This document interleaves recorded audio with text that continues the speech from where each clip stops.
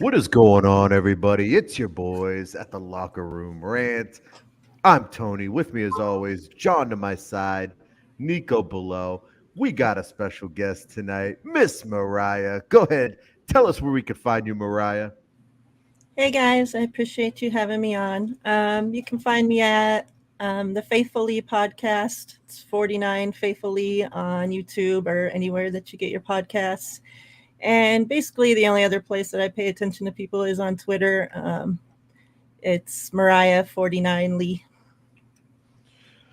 Tell you what, Mariah, I don't know if you watched our show last week, but I was plugging the hell out of you guys. You guys got a great show. I was watching UNCL giving shit away like every 5 minutes. It was like I was watching an Oprah show or something.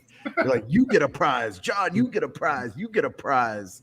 Everyone was getting prizes on that show. John steals all the prizes. Lucky on that, dude. I got all the prizes right here. Yeah.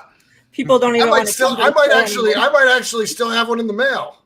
I'm just saying. I'm cleaning house over there at the TL show, man. And Mariah, you got one of those. What do they call them? You got a Bosa. You got a Bosa. Whatchamacallit? Oh, bubble. I do. Pop. I do. Funko Pop. Yes. Yeah. Dude, you guys. Mariah sent me one Funko turned into 30. You started. And I'm not even kidding. Like, I'm not even kidding. I have a whole stack. Look at this shit. It's going to fall on me. But, God damn it. Mother. Look at this. Look. George. There's the original. That's what started the crack addiction. Then this one. Okay. Then I have. All right, we're not going to go through all these fucking Funko Pops. I got Tom. I got Steve Young. And Joe is he's in my to-do list. But then I have just comics. And I have NBA behind me. You guys, Mariah's to blame for all of it. It's crazy. Yeah, Mariah, thanks for starting that addiction. And now he's got Pee-wee's Playhouse over there. A bunch of dolls. Just make sure you leave them to me in your will, okay? Yo, you already know they're yours. Nobody else wants them. All they do is make fun of me. They're all yours, I promise. Nobody wants your dolls. Nobody wants my toys. Or my dolls. 49ers Chanel. Kirk, what's going on? Glad you're with us. If you're joining the show for the first time, hit like down below. Biggie Smalls up there. Tupac. Fuck. You caused. You unleashed an animal. John's solving the turf war. All right. Nick, start us off, buddy. You know exactly where we're going today. Deshaun? Okay. Deshaun Watson suspension came down. He got 6-game suspension. People are uproared over this. People are very pissed off about this suspension. Nick, I hate to hear what you're about to say, but let's go. Okay. I'm going to start this off with kind of like a warning here. I don't want to diminish anything that women have to go through, and women can at times have it hard with men trying to impose will on them. No, I'm not. We're not going there. You got muted for a second there because I don't even want to go down that path. I'm not telling you to talk about Deshaun Watson.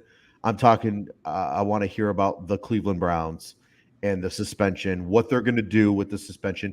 I don't want to hear your fucking take on women being sexual inside a massage. Talk about the fucking Browns. Talk about Deshaun Watson. First of all, should we start this whole thing over? Can we talk about the weekend we just had? Should we talk about the weekend we just had? Yes. All right, we'll get right back to you, Nick. We'll get right back to you. Izzy, how are you? Izzy, I see you say, "What's up, Tony, Mariah, John V." What's up, You Izzy? you Hey, forgot it. Melissa. You forgot a name on there, and you forgot to put "What's up, Nick." And I need you to say "What's up, Nick" as well, because Nick is not in a good mood today. He got his car stolen last night, Izzy, and he needs as much love as he can possibly get. He's feeling very violated. He's feeling violated. And Angry. we need to talk about our weekend. Okay, guys, we hung out with a former number one overall pick for the Cleveland Cavaliers. Mhm. His name is Austin Carr, drafted number one in 1972. He holds the record for most points in an NCAA tournament game ever at 61 points. It's never been touched, probably never will. We get to hang out with him. We got to hang out with him on Saturday from like 3 p.m. till about 10 p.m. He came over to my house for a party. I know what you're all thinking. What the fuck was he doing at Tony's house for a party? I get it. It's weird. A lot of stars had to align to get this guy over, but he stopped over at the crib. We had cigars, we had drinks, and we had the honor of listening to some of the greatest stories I've ever heard told in my life. Austin Carr talking about Oscar Robinson, telling stories about Oscar Robinson, Jerry West, all the greatest names in NBA history, all these old school guys. And he's still a commentator. Yeah. So he was Mr. still Cavalier. talking. Mr. Cavalier, he commentates Cavs games. So he knew about today's NBA, gave us his intake, his inside information about LeBron James, shared a few stories. It was an absolute pleasure to hang out with him on Saturday, and it was just a great weekend, huh, Nick? You came into town. Absolutely. We got crab legs on Friday night. Excellent crab legs at that. Excellent crab legs. Golf in the morning. It was a lot of fun. Then Saturday night we hung out with AC.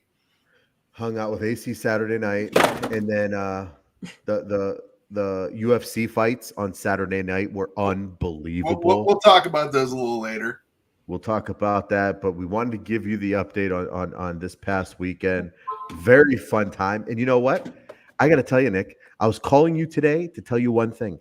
I don't think I can have another party for the rest of my life. I think I'm done having parties for the rest of my life because I don't think it gets better than what we just witnessed on Saturday. We could always try. I don't know who we need. Now we need like 2 celebrity stars or a star better, bigger than AC. I don't know. Maybe Tatanka from the WWE. I don't know. I don't know where we go from here. But Snake Roberts. Jake the Snake Roberts. I will say this, and I'm going to give Tony a little bit of kudos here. He had an excellent spread. Tony, whenever he throws a party, always has an excellent spread, but he kind of outdid himself this time because he made a brisket that he was working patiently on for about 2 days, and it was absolutely delicious. Appreciate that, buddy. A lot of hard blood, sweat, and tears went into that brisket. It was about a 14-hour cook and then rested for about 8 hours. So you're looking at literally 24 hours invested into that thing, and it came out unbelievable. All right. Who knows? Maybe you'll have Did my sound effects come through? No. Maybe we'll have a how to cook a brisket, Locker Room Rant style. Ooh, now we're talking. Now we are talking. Okay, now that nobody cares about that, we just wanted to toot our own horns a little bit. So I'll touch on Deshaun Watson strictly from a Browns perspective. Yeah. No, we still don't hear your. So strictly from a Browns perspective, I think Deshaun Watson is. I think the 6 games should stay. So beyond that, that's as much as I'll go down that route. If he gets suspended for 6, maybe it gets bumped up to 8 games. I think the Browns are in pretty good shape. I think they're Super Bowl contenders for sure. It was all over ESPN today about them possibly going and getting a certain little somebody from the San Francisco 49ers to try to take over those first 6 games and try to prove himself, get his stock up, and maybe the Browns can turn around and flip him for something after those 6 games. You know, injuries happen throughout the season. Maybe he can come take the Browns to a 6-0 start, 5-1, 4-2, whatever it is. If he looks good, you know, maybe he can get some trade value for the Browns and they can ship him off. But some number 10 definitely been talked about. I think that's kind of wishful thinking. I don't think it's going to happen. I think they're pretty entrenched with Brissett starting those 6 games. I would love for it to happen. Yeah, you guys know I like Jimmy G. I would love for it to happen. I just don't think it will. Well, it's a shame because he's running up and down the sideline like a Adonis. He's just running and he's hanging out, and he's just been like a flea on shit. He's just been hanging around the 49ers organization, and I don't know what he's doing. It's just so awkward, and he's like it's just weird. Like, dude, just get an Uber and get the hell out of here already. Daniel, Mariah, what do you think, fam? Daniel's so controversial. Do the Browns have enough to pay the GOAT Jimmy salary? They do. I mean, they're paying Brissett. They're paying Bakers. They're paying who's the third string quarterback over there? Well, the third string quarterbacks, I think right now it's either Josh Dobbs or Josh Rosen. Josh and Josh. Oh, it's Rosen. I think it's Rosen, right? They brought in Rosen, but I don't know if he overtook Dobbs or not. Goodbye, motherfucker!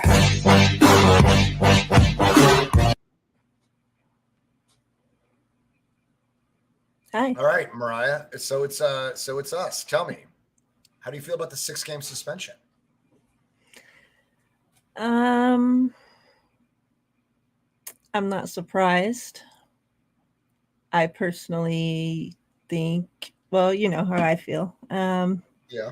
I obviously think he should have got suspended longer, but like I said, I'm not surprised because this is the NFL and that's the kind of shit that they do to women. So, yeah. I mean, I think it's pretty shitty that somebody gets suspended for an entire season for making one fucking bet on a football game. And somebody that has 60 whatever women coming after his ass just gets suspended 6 games. But like I said, that's the NFL. And they constantly prove to us why women shouldn't be fans of the NFL. I just think that it's this judge that they ruled this judge, right? They got a judge rule this. Yeah. So is there can he appeal this? Or does that basically just Roger Goodell could appeal it. Goodell can appeal it. So as long as there was any punishment levied against Deshaun Watson, Goodell could appeal it as much as he wanted to. That being said, Goodell could appeal it, but Deshaun Watson could also sue, and he'll win. Okay, he can fuck off. I don't think that Goodell will appeal it because he knows he is already hated amongst football fans in general, and they took this to a judge, right? They put this in a judge's hands so that the NFL wouldn't have to deal with it, right? Is that what I understand? Essentially, that's the reasoning behind it. I think that's how the new that's in the new CPA bargaining that an outside judge has to take care of it. Whatever. Yeah, so an outside judge takes care of it. When that outside judge takes care of this, and when she rules on the suspension, she took all the previous cases like this that the NFL previously had and compared it, and then comparedly gave him his 6-game suspension. So the NFL, don't think this lady just made this up. She went back to the NFL archives and saw what people were getting in the past for this same type of degree of fuck up, and then decided that it's a 6-game suspension because the NFL fucked that up for so many years. Not to mention the owners. And that's the thing, Yeah. like they don't really have anything to compare this to. I feel like we haven't seen something to this magnitude. Yeah, Big Not at Ben, all. but he had what, 1, 2, whatever girls. Kraft, it was in a massage parlor where these girls willingly do that. They were in a sting operation for that. It wasn't just Robert Kraft getting it done. Yeah, but there were also underage girls at the parlor that Robert Kraft went to. Nick was there. Nick was at the Big party. Ben. Big Ben wasn't accused of nonviolent sexual misconduct. Big Ben was accused of rape. But still, either way, nobody was critiquing the 60 collection. girls after him. Right, and not for nothing though. The Houston 20, Texans 26. facilitated those appointments. No, it came out with 60 something in the New York. No, there Times. were 60 massages. There were 60 massages. That's what I'm different saying. massages, but there was only 20 some cases of Right. nonviolent That sexual doesn't. That's misconduct. not like people are getting suspended for more. And they settled violations. and they settled, and it came down to 4. And so did all the other cases throughout the NFL, dude. That's why taking cases outside of this particular one and using it as a collective to draw one conclusion and make what could be a poor decision. Dude, those other circumstances. Let me finish. I feel like we're getting dangerously close to where we didn't want to go. Why? You're just not letting me talk. Okay, then I gotta argue my point. Then No. I gotta argue my. No.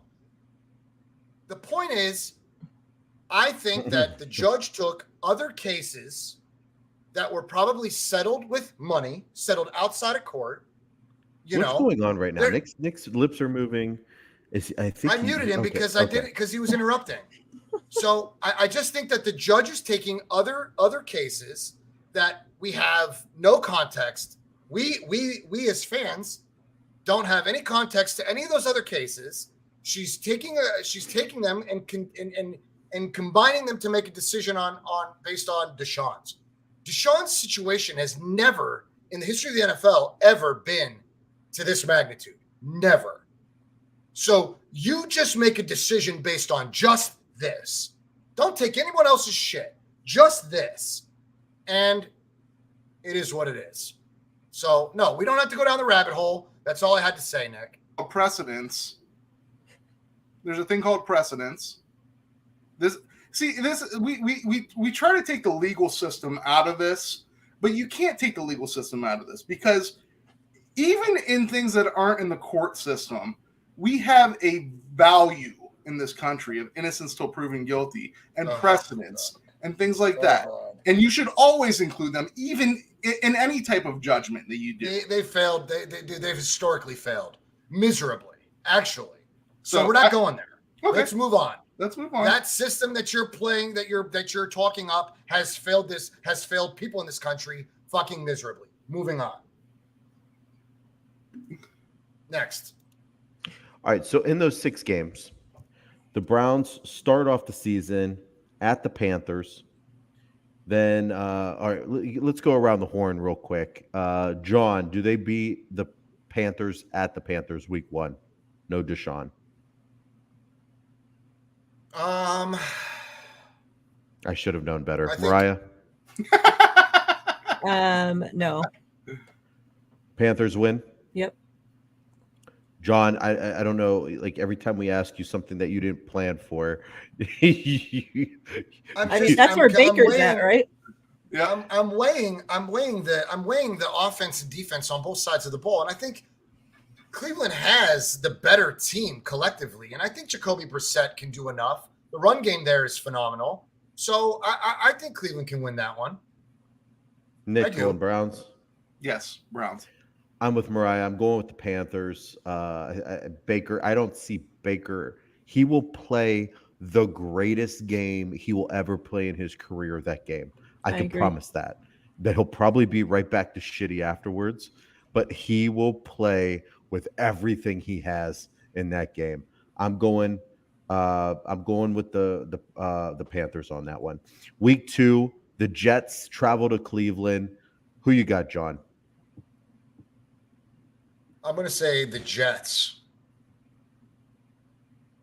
Okay, Mariah. I think that they have a lot. They have a lot of offense.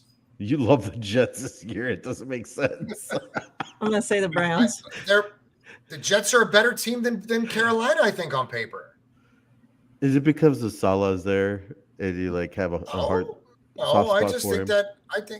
I think that the Jets are due for a winning season, and I think this they could go maybe 9-8 this year, beating the Browns, one of them. Okay, so you got Browns in week 1 versus the Panthers at Panthers. You have them losing week 2 at home against the Jets. Mariah, you got the Browns. Nick, Browns. I'm going Browns with that one too. Week 3, they got the Steelers. John, Steelers at in Cleveland. I think Cleveland. I think Cleveland can beat them. Cleveland's beating the Steelers. Mariah, I agree. Nick, I also agree. I also agree. Me, Nick, John, and Mariah both have the Browns at 2-1 at this point, with a little bit of different wins and losses there. Nick, you got them at 3-0. Mhm. Browns at the Atlanta Falcons. John, Cleveland. Mariah, Cleveland. Nick. Browns.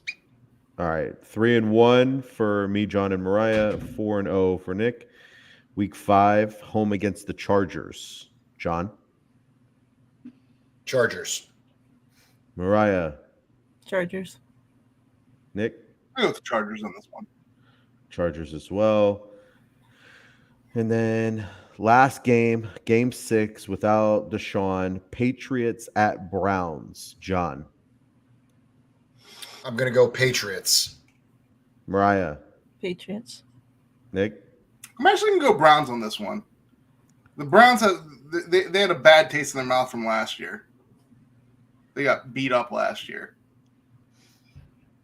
I'll go Patriots as well. So me, John, and Mariah, I think we all had the Browns at 3-3 during that time. Nick, I think you had them at 5-1. Mhm. And so 3-3. Even if they go, I see that as a victory if they go 3-3. Yeah, absolutely. Now, if they had Deshaun, I'd probably have them at 5-1 with Deshaun Watson. So they're losing 2 victories in my eyes, but by not having him. Mhm. But I see them going 3-3. John and Mariah got them at 3-3. I think that would be a victory if they were somehow able to go 3-3 and then getting one of the best quarterbacks in the entire league back.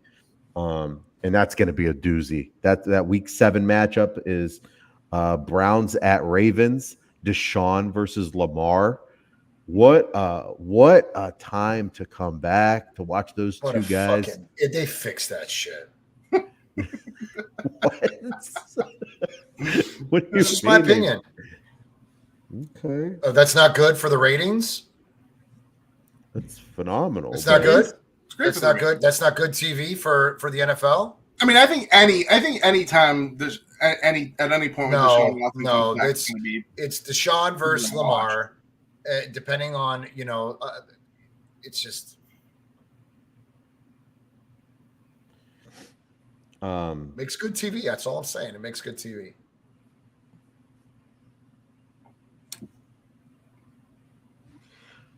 Okay, so I'm seeing a lot. Let's get to some of the chat here before we move on to John and Mariah's portion. I'm sure you guys are going to be pretty excited about that. JT Campbell, JT is our Carolina Panthers guy, correct? Yeah, he's our resident Panthers GM, I think. That's our resident Panthers media consultant. All right, Izzy has the Browns at 1-5. Dang. Izzy, it could happen. I'm not counting anything out in the NFL, especially with those Browns. You never know what the hell they're going to be up to. I mean, the Browns legitimately have a very, very, very good secondary, top 5 in the league. They have a great defense, probably top 5 in the league. The only thing is, can Jacoby Brissett be a game time manager, and utilize Nick Chubb and Kareem Hunt, I think you're going to see a lot of the run game. The majority of these first 5 games, it's just going to be they're going to run the ball down their throat, and the defense should dominate. So it could go just as we thought. I believe the Jets get the better on the Browns that week. That's all. Yeah, JT had that sponsored penalty box.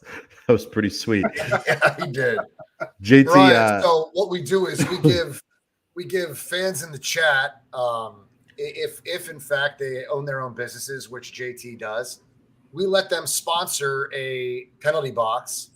And when Nick or Tony or I go into the penalty box, we give that to the business, and we just put the business out there and try to promote it and help out whoever might be listening. So we use the penalty box as a little benefit to those of our viewers.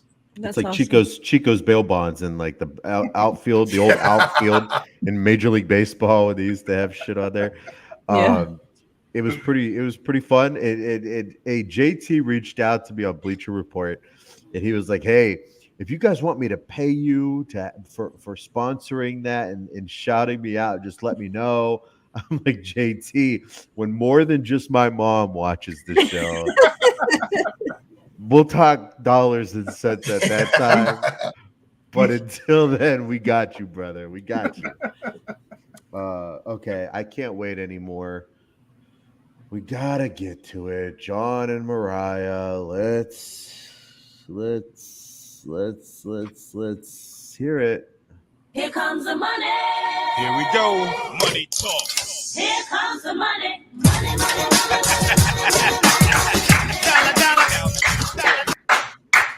Deebo Samuel signs a High five, Mariah. High five, fam. With the 49ers. John, let's hear it, brother. I mean, what do you want me to say, man? I had my doubts. I was afraid. I thought that Deebo had enough of San Francisco, and I didn't really know why or where to place that.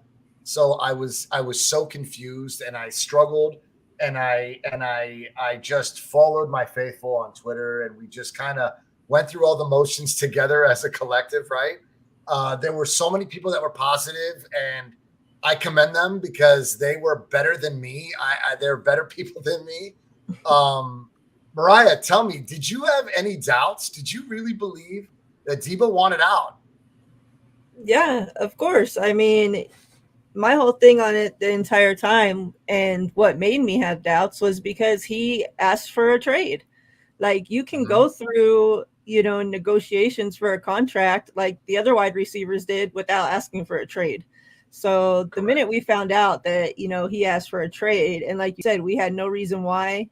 There's all these different rumors, that now he's coming out in the presser and kind of shooting some down, but still he didn't, say why or give us a reason why he wanted the trade. That as far as we knew, him and Shanahan had this great close relationship. He was happy with the 49ers. So to me, it was always, it had to be about the money. And I think it's funny that he sat up there today and talked patience, and you need to have patience. Yet, this all started because he didn't want to have patience because he wanted to get paid sooner, Dude, 100, right?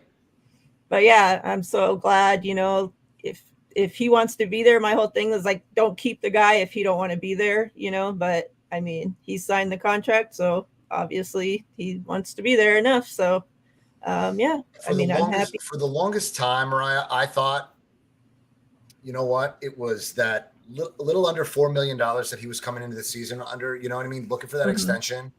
I thought, with California taxes, that money is dwindling quickly, right? So I'm like, what does he have beef with Kyle? Is he upset that maybe Mike McDaniel went to Miami? Does he want to be a part of Mike McDaniel's system in Miami? Hell, the Miami fans, the Jets fans, they thought for sure that Deebo Samuel was going to be a Dolphin one week, a Jet the next week. No doubt. They were like, he's not going to be a 49er. Like, this guy's gone, right? So I'm thinking like,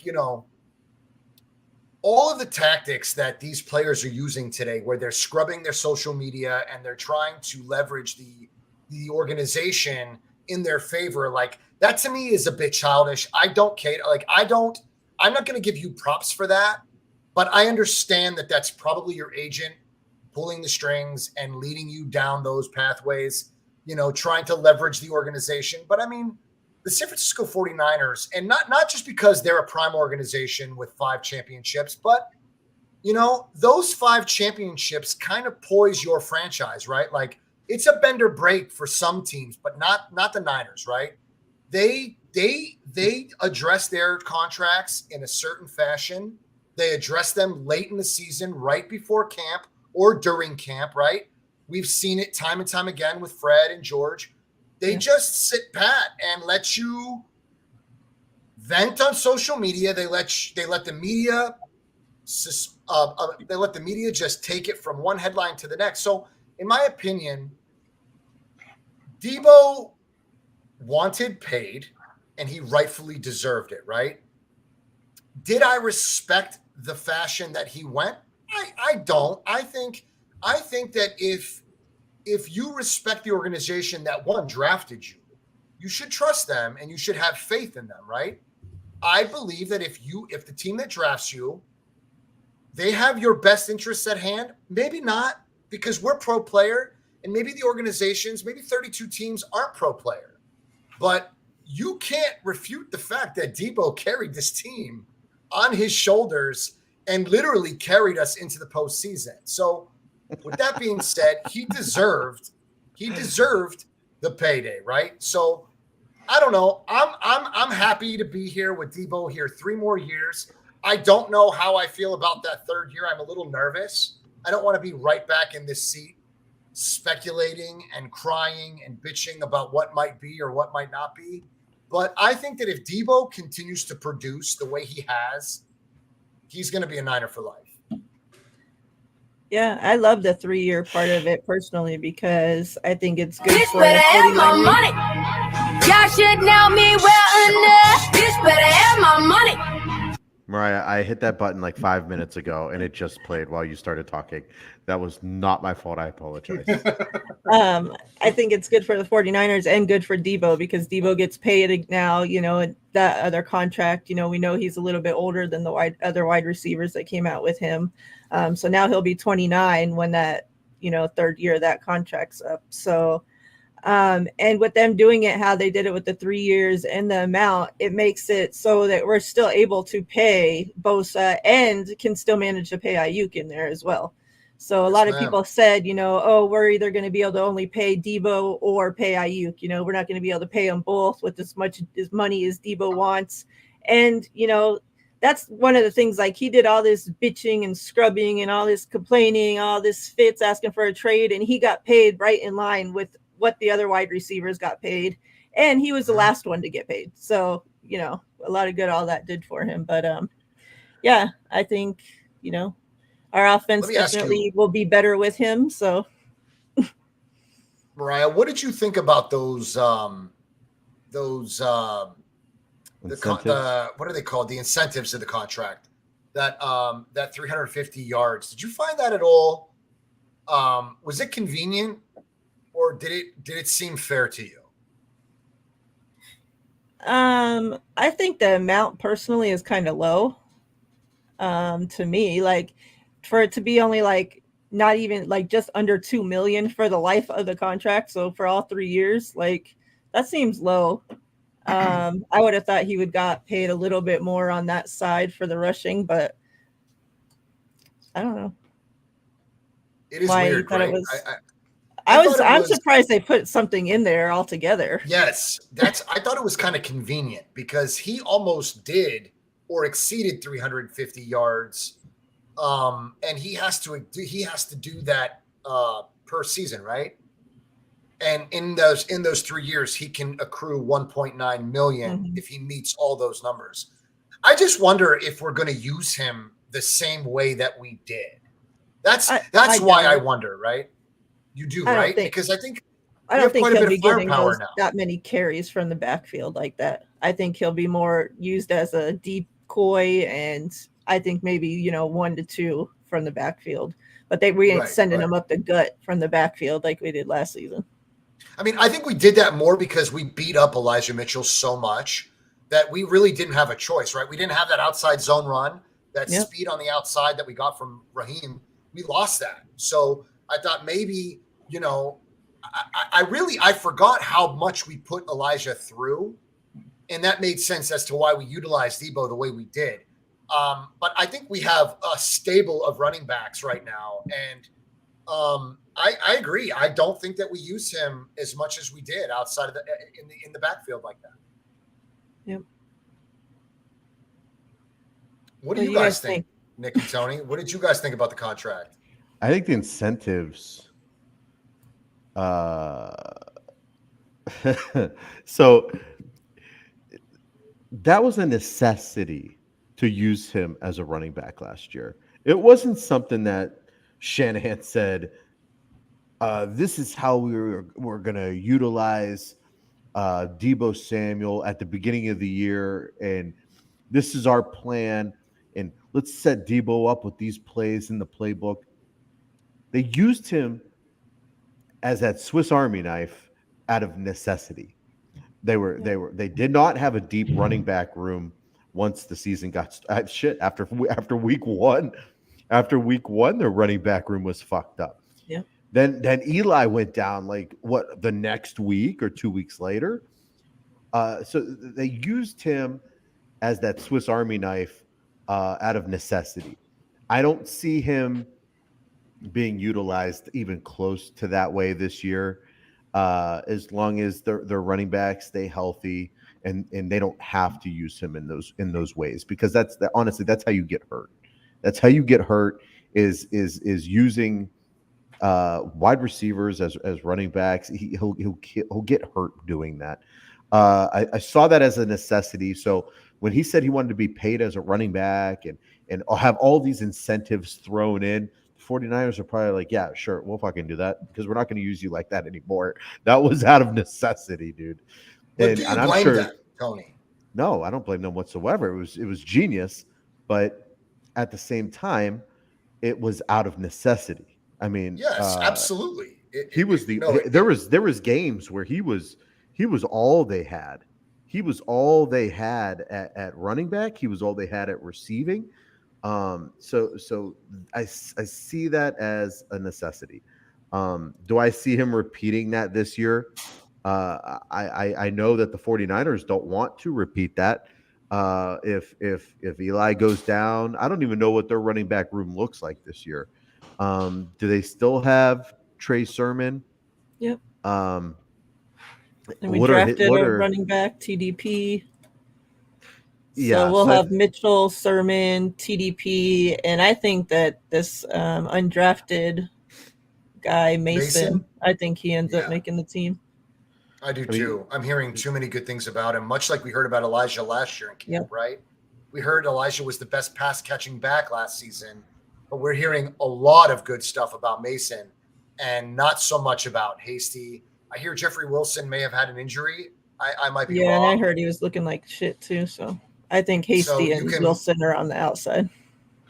Okay. Yeah, so Eli went down. I'm sorry, Mostert went down week one. Eli got hurt. Trey was in some type of weird doghouse, and then he was dealing with got hurt. Concussions, right? Yeah. So that was like their three. I don't think Trey was dogs. in a doghouse. I think it was Brandon Ayuk. You mean, right? No, Trey Sermon was like healthy scratches. Oh, yeah. Trey Sermon. I'm sorry. Trey Sermon. My bad. Mm-hmm. Yeah, I remember Eli went down. I think Mostert went down, and then I think Eli went down, and everyone in fantasy was grabbing Trey Sermon, and then he was a healthy scratch with those guys out. Trey Sermon was a healthy scratch, and we're like, what the hell's going on? And I remember I drafted him on DraftKings thinking he was going to be the guy. And then I went on, I saw on Twitter or something that healthy scratch, Shanahan, something, doghouse or some shit. I don't know. It seemed like a lot of people make their way in that doghouse though. There was there was rumors that he broke curfew. So I don't know. So I don't knows? know. I don't know who else they had in their running back room. That was But it. Yeah. Debo, I We had mean, to you pick up have scrubs from other people's practice squads and shit. We yeah, did you too. We needed did nothing with it. Debo So- had to be in there. So I think the Debo contract is actually very good. I think it worked out for the 49ers very well. I don't understand why it couldn't get done sooner though.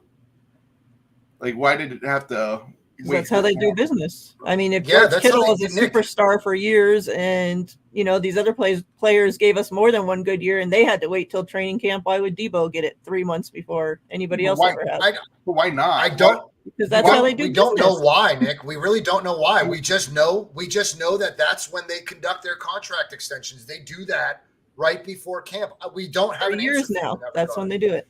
Like we were all under the assumption that that number 10's contract was holding this up.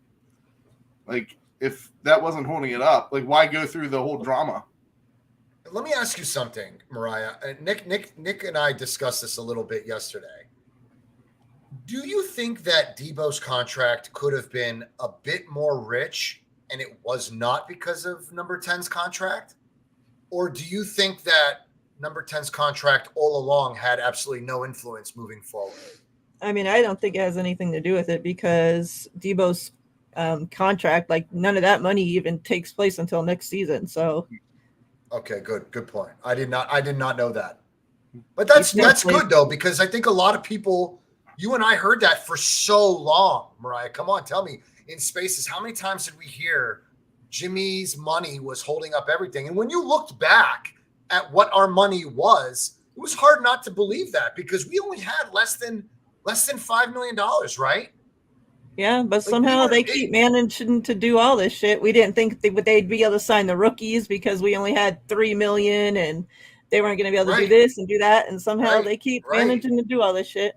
I mean, all along they told us that they had money to pay, and we just continue not to listen. So even though John Lynch told us that it had been putting, like he almost insinuated that it was putting a monkey wrench in things. And that's the thing about our front office. Like they push so much smoke and they lead us to believe. They love watching us trip over our own feet in speculation. I swear to God. But over here, Daniel Calderon, over here, the Rams fan in our chat right now, his team has proved time and time again that the salary cap absolutely means nothing. And it blows my mind. Like it really does. But we do know that the Rams don't build through the draft year after year. Like we position ourselves. We went to a Super Bowl in 2019. We had an injury-riddled season in 2020. 2021, when our backs were against the wall, we found a way, next man up, and we were in the NFC Championship. To me, it just seems like the 49ers build through the draft. They get the most production out of all of their players, right? So that the next man up is in fact capable of going up against the next man. So the 49ers put themselves in a position to put themselves in a position to be competitive every year after. I don't know. Like to me, it just says that we're competitive. Our roster, we are going to make cuts, but we will be competitive year after year, and we will be. I don't know. It is what it is. I don't know. It's sustainable. Thank you. A sustainable organization. They don't jump the gun. They don't go out and sign someone like Deshaun Watson and give up their entire fucking future. They don't go out and sign a cornerback from the New York Jets and give him a $1 billion contract. They draft players. They sprinkle in some free agents around them. They take care of their drafted players. And that's how they run their organization. And when you run an organization like that, you really never get in trouble financially, and you never get in trouble just you're never going to really have a down year. Of course, injuries do play a big part of that, but when you run your organization like that, you don't take those big risks. It's sustainable for the long term, and that's what you guys have is a sustainable organization that doesn't go out big game hunting. They go out and they get what they need. They take care of who produces, and that's how they run their organization. And that's a good way to do things, man. You don't think Trey Lance? Yeah, is because money? No, what? They traded like $1 billion top picks for him. Come on, Nick. You know damn well we didn't trade. Look, there that 3 first round that 3 picks, that 3 first rounders. It's dramatic, bro. It's actually 2. Yeah, I get that, but you also traded a second rounder in that trade too. You traded 2 first rounders and a second. Okay, that's a lot. It's a lot for an unproven rookie. You gave $250 million guaranteed, fully guaranteed to a fucking to one of the best quarterbacks in the league. Yeah, but that's Nick. Nick, think about this. John's team did that with a rookie that will have a rookie deal, which is cheap, so they can go out and put weapons around him. Your team did that with a guy that's approaching, I don't know, 29 years old. No, he's not. That they gave a 26-year-old guy that they gave a max contract to. Young. And now all their money's tied up in this guy. He's not going to have a rookie contract. John's team went out and did it with a guy that's going to be on a rookie contract, and it's not going to cost them the dollars. So they can go out and spend around him. But a top-tier quarterback. San Francisco literally is the only team in the NFL with almost 7 players at the top paid in their positions. Do you understand that? Yeah. Like, we are not putting all of our money into the quarterback position like Seattle did with Russell. They handicapped themselves across the entire offensive line and ran what's his name? Well, eventually you guys are going to want to. Like, you hope Trey Lance is very good and you guys are going to pay him. You hope that he's very good and you guys pay him. That's going to be 3 more years, 4 more years maybe. Okay, so that's 4 years down the line. Well, the salary cap balloons every year, so like that's fine. I'm not worried about that. But as a Cleveland Brown fan, aren't you a little bit concerned about how that contract? Now the Browns anticipated some backlash this season, so you guys only paid him $1 million this year. That only counted $1 million against the cap, if I'm not mistaken. But moving forward into next season and the next season after that, even a ballooning cap at 200, what is it? Was it $230 fully guaranteed with 230 or 250? I think it's 230. Okay. Do you understand how that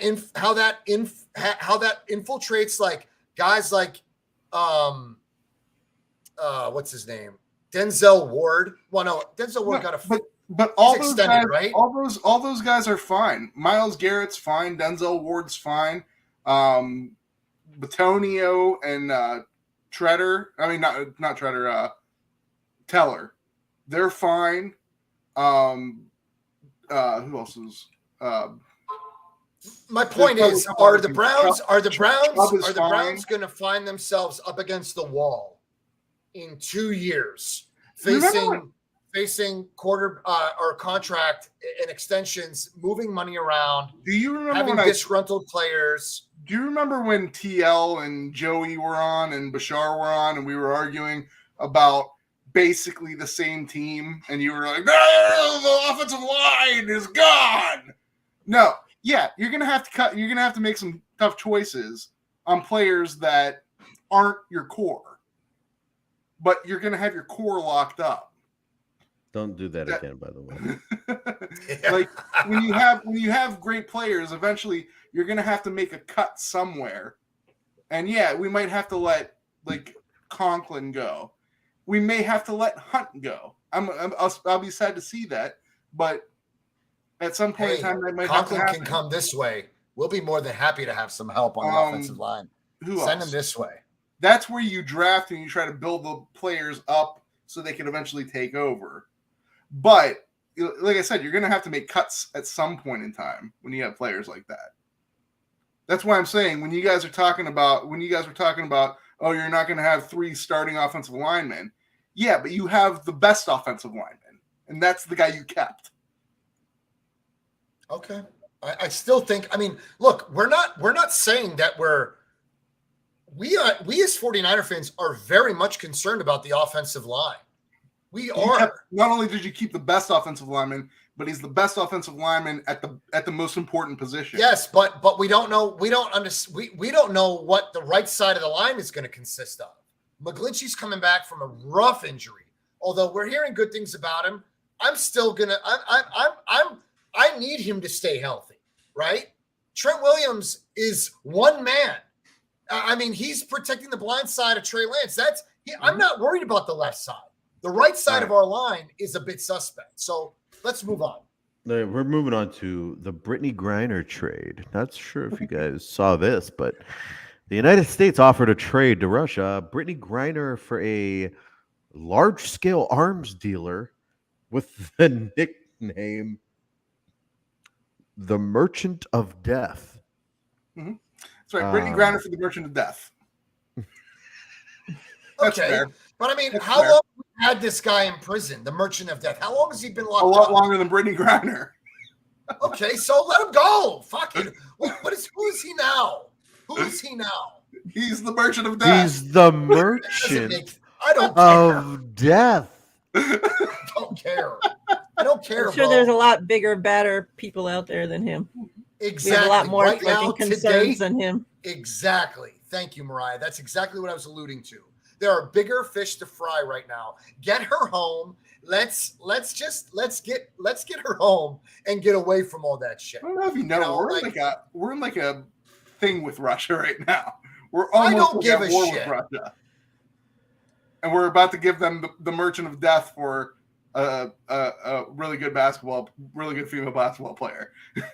That's Nick. It doesn't matter. It's a prisoner of war. It doesn't matter.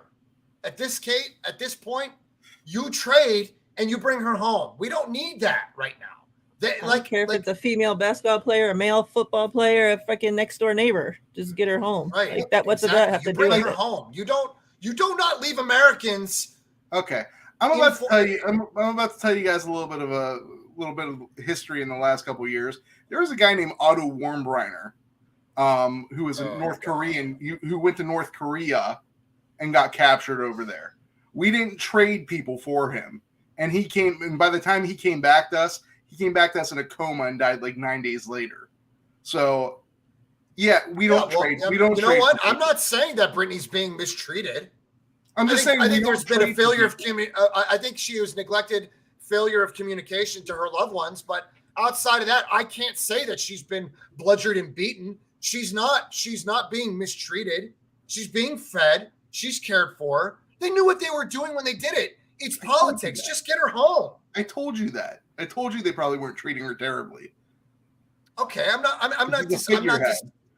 She's a the guy that you're talking about sounds like he was beaten and bludgeoned over there. Like, and I don't even. Not for nothing. Not to be insensitive to that situation. Let's just focus on what's in front of us right now. This was what it was. Get her home, and let's get the U.S. and Russia back on whether or not we are, before Brittany's. Do you think it's fair? Do you think it's fair that Brittany was taken into custody based on our influence in supplying weapons to the Ukraine? You know damn well that they did this. They flexed on the U.S. using Brittany. That wasn't fair, bro. I don't think just get her home and deal with your war. I don't think it's fair, but here's another thing that also, it's not like this tension with Russia just started this past year. We've been having tensions with Russia for like the last 5 years. That's outside. Don't go someplace we have tensions with. Go to Israel. Play basketball in Israel. They'll pay you a lot too.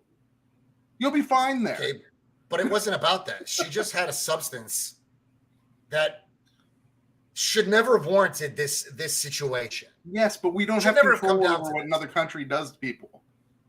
Okay, but you know what? They made the trade.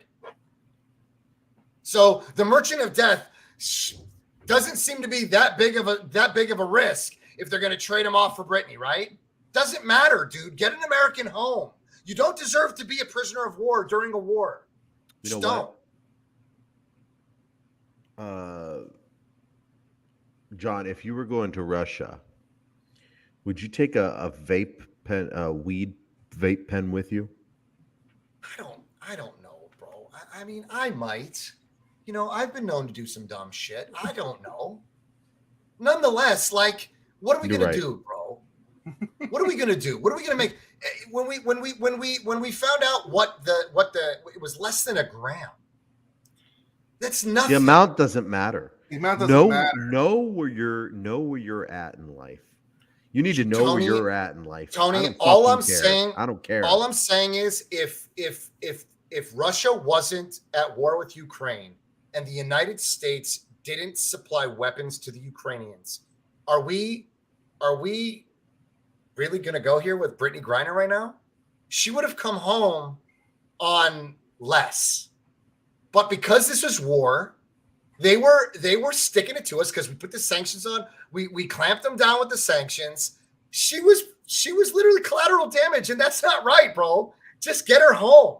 Fuck that shit. Look. You know what, Brittany? Shame on you. You shouldn't have had it, but we're getting you home because at the end of the day, an American citizen should not be held captive during war. Period. Let's just move on, bro. Now, Because what again, happened? we're gonna go down the rabbit hole. We don't want to go there. Allison. Thank you. Anywho. Yeah. What's up next on the agenda here? I mean, I just don't like Brittany Griner. Listen, I don't like her much either, but this has nothing to do with that. I know, but I What don't did she like do her. to either one of you? I don't understand. I don't like that she said Explain to me. I don't like that she said almost confidently that she could beat DeMarcus. Oh my god! Who's the tall center? That was Tony, really good. Tony, but- change the banner. Tony, change the Marcus banner. I'm Cousins. not doing this with this guy right now, bro. I'm not doing this with this guy. He wonders why his shit got stolen. Like, let's move on. All right, so You Trey don't have Lance. a fucking car. Just stop, because I'm gonna go there, bro. Like, move on.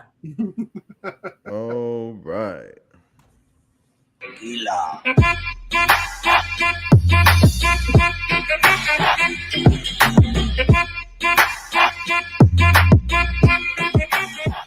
Trey Lance prop bets for this year. I'm taking the over on everything. So we got 21 and a half passing touchdowns.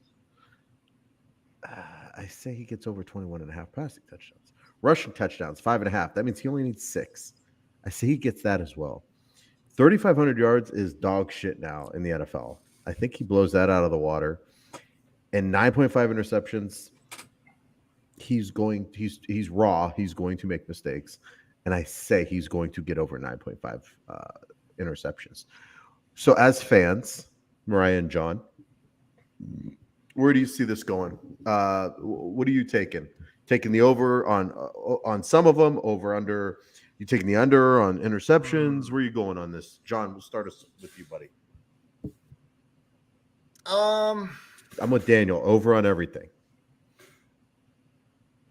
I agree. I think the interceptions right now, okay, and I know Nick's gonna love this because I'm going to admit it, but right now Trey is throwing a little more than I would like to in picks. However, I think that San Francisco's defense is probably top 3. And arguably top 2. Nonetheless, I'm going to say over on everything. I do. I think that he is a raw talent. Yes, passing 3,500 yards passing. Trey's going to get that. He's going to be on that. I think I had him at actually 24 touchdowns this season. I had him at 7 rushing touchdowns out of the red zone. And I think I had him at maybe 11 picks this season. So I'll go over on everything. Mariah, what do you say? I would probably take over on everything except for passing yards. Just because this is a run first team. Yeah, we have a quarterback that can throw now. That doesn't mean that he's going to be all of a sudden Kyle's going to change his entire scheme and start throwing 30, 40 times a game. That's not going to happen. So That's fair. That's fair. That's a good point. So wait, say that again, Mariah. You got the over on everything except for passing yards. except for passing yards. Let me see what that is. 35. Let me look over the chat and see what I've missed. That's about 205 yards a game. That seems low in this day and age. I'll tell you what, there was a prop bet with Brandon Ayuk. It was a Brandon Ayuk over under 780 yards receiving. I think Brandon Ayuk's going to blow that out of the water with this. Yeah, I would say I think I would place a bet on that. I don't think Ayuk's that good, but I think Ayuk is going to produce better under Trey Lance, and I think Debo is going to produce less good under Trey Lance. So I think they're going to kind of balance each other out. I think Ayuk tops 1,000, and I think Debo's receiving stats come down a little bit. John, what do you got going on over there? You seem like you're up to something. I'm just reading the chat. I feel like we got deep into conversation and I lost track of the chat. I'm just going through it. JT, so they all bring good points, but I just don't want to go back in through it all. Hold on a minute, Nick. You're saying that Debo's not going to do as well under Trey as he did Jimmy? Receiving wise, he depending on how they use him. I don't think you don't use Debo the way you use Debo, but I think his receiving stats will be less than they were under Jimmy, and I think that Ayuk's receiving stats will be higher under Trey Lance. I think we both can agree though that the reason why, and we should have probably been in the penalty box sponsored by just about anybody right now for using his name. Listen, we're talking about actual shit. All right. Nonetheless, I think that you and I can both agree that the reason why Debo was successful under number 10 was because of number 10's deficiencies and the way that we needed to get the ball into the backfield to make Jimmy just couldn't throw deep. We just had to use him that way. I think that now we can hit Debo. You saw Debo got hit. Like we can hit Debo deep. Like we have the ability to go deep. Over 3,500 yards deep. I don't know. Mariah's kind of right. Like we are a run first offense. Like our offense is predicated off the run. So I'm thinking that Debo will do. I think that we're still going to dink and dunk with the ability to go over the top. So we can still use Debo, no different than we did before. Maybe not as much out of the backfield, but we can do those slants. We can do those end arounds. What? What do you mean? I don't think he's going to get as many slants. I don't think he's going to get as many quick outs. And those were where Debo got a lot of his receiving yardage. I don't think Debo's. JT, I'm drinking Angel's Envy, JT. I've said this once, and I'll say it again. And a lot of sports commentators also choose to do this after I said it. I'm not saying they're copying me, but they say Debo is not a great receiver. He is a great player. Yeah, all those people are copying you from when they heard that hot off the press on the Locker Room Rant. Are you really taking guys in the media? There are so little. No, I'm just saying they give credence to what I say. They give credence to whatever the fucking wind blows in what direction, Nick. But I say it before them. They backtrack on all the shit they say. Colin Cowherd was hanging from Trey's nuts when he was giving the dick to his daughter, and then when he hit it and quit it, now Trey isn't so good anymore, right? So you upset my daughter, and now I'm upset with you, Like bro. I think Come on, Debo is. Nick. I think Debo's strength is when he has space. When you get him the ball in space. I don't think he's the guy. And I'm not saying he can't do this. I just don't think this is a strong point. I don't think he's one of the better receivers in the league at doing this.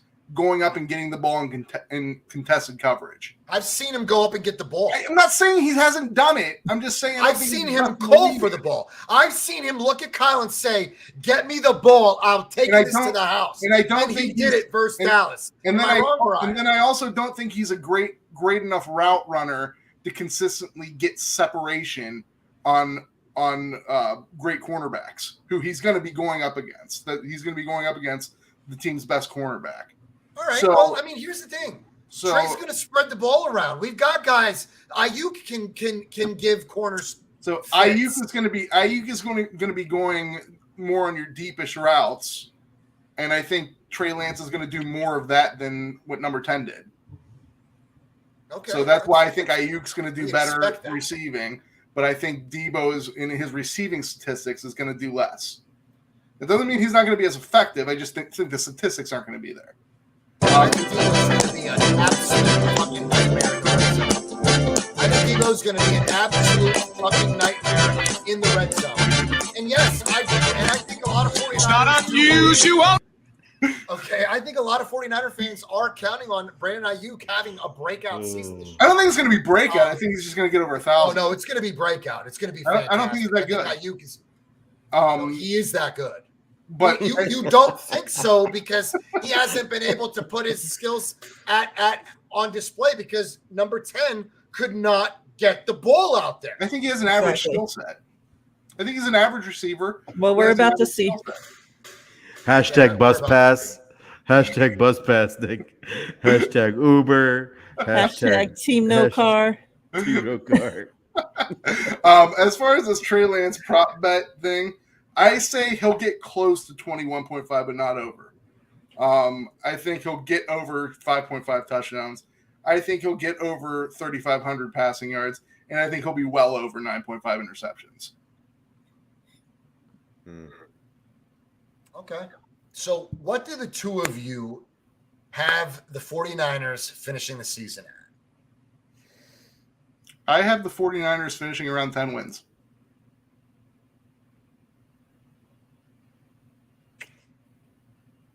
But I think there's a possibility it could be under. But I would, if I was a betting person, I'd bet 10.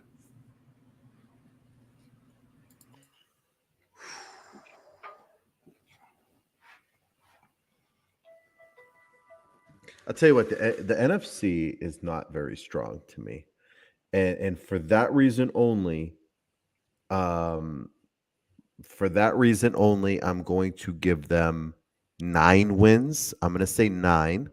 They'll finish 9-8, over 500. They'll make the playoffs. But I don't think their defense is going to be unbelievable. Their offense has weapons around them.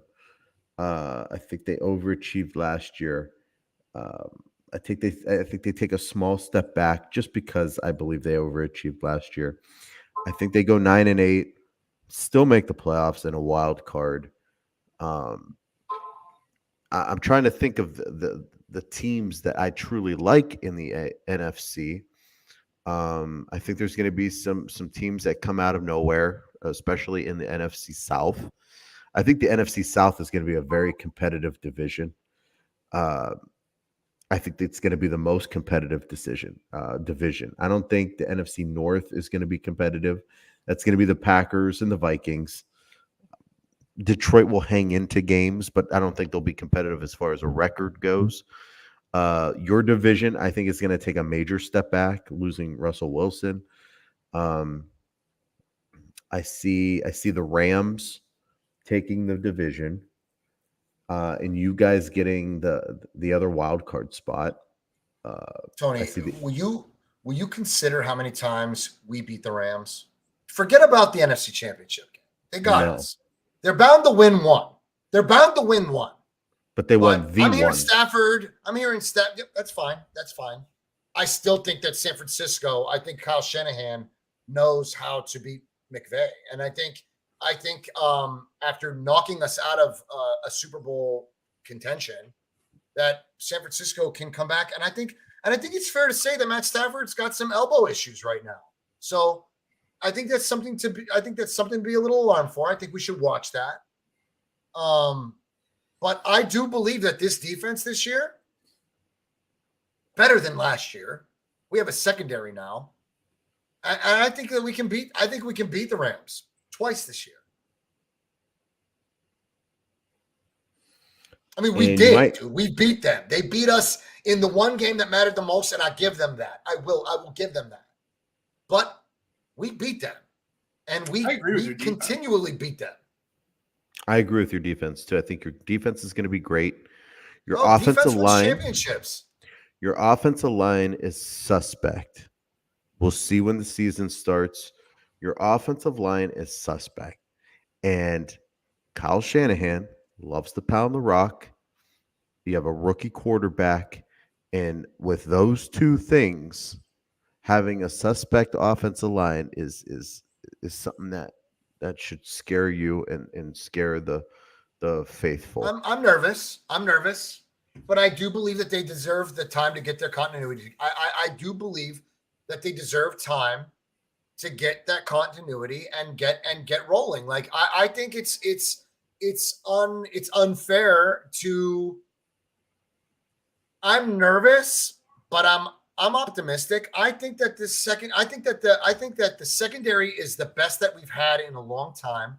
And I think the offensive line is gonna be suspect for now, but I'll see week one. I'll know, but I think it's a little unfair to doubt the offensive line. Let them get that continuity, let them gel, and let them adjust to Trey Lance. Like mobile quarterbacks make it a little difficult on offensive lines. You guys both know that. It makes it a little rough. So I think that my team deserves some time to put the pieces together, and I'll panic after the first week or two of football. But let me see how we go into Chicago. Don't they have Aaron Donald's Chicago at home on the line? Yes, but Aaron Donald's father right now, I think Aaron Donald Sr. is actually taking snaps at center right now. Okay. Either way, I'm not worried about Aaron's. I'm not worried about Donald Sr. one bit right now. We're moving guys around. We're just seeing what fits. I'm not worrying right now, but we do have Donald Sr. on this squad. As far as weapons are concerned, as far as weapons on offense, I look around the NFL, and you guys, I put your weapons around Trey Lance as definitely a top 5. I see your weapons as top 5. Thank you. I appreciate that. To be honest with you, I thought that we were more around like 7 or 8, but I'm glad. I'll be happy to be in the top 5. I'd be happy to. That's fair. I put the Raiders in the top 5. I think they have excellent weapons. I've been on their nuts all off season so far. The Miami Dolphins, I put them in the top 5. We'll see what happens with Gronk. I think they kind of fell out of my top 5 when he retired. But I got the 49ers. The 49ers right up there, man. I mean, you got Ayuk, who's just begging to be a star this year. You got Debo. You got Kittle. I mean, not too many teams. We have Ray McLeod. We have Jawan Jennings. We got Danny Gray. We've got studs, dude. I mean, we might actually have a return game for the first time in a decade. We definitely have more speed. I think that's something that this offense really needed a lot. Jawan Jennings is going to step out and have. He was awesome last year, and I think he's going to be a few grades better this year. I think Ayuk is finally going to get the recognition that he deserves, and Debo is going to be a stud. I do have a little bit reserved concerns where George Kittle is in this offense because of that right side of the offensive line. I I'm so sad to see Kittle. Mariah, tell me, what do you think that Kittle has more offensive production this year, or do you think it's the same as it's been? I think if we cannot use him as a blocker, normally the tight end is the best friend, the best weapon of a new young quarterback. So I definitely think as long as we can get him out there and he doesn't have to be blocking the entire season, he'll definitely get more use this season that way because we have a quarterback that can use him. But I don't know. With the way the O-line's looking right now, it's kind of has me worried. I agree.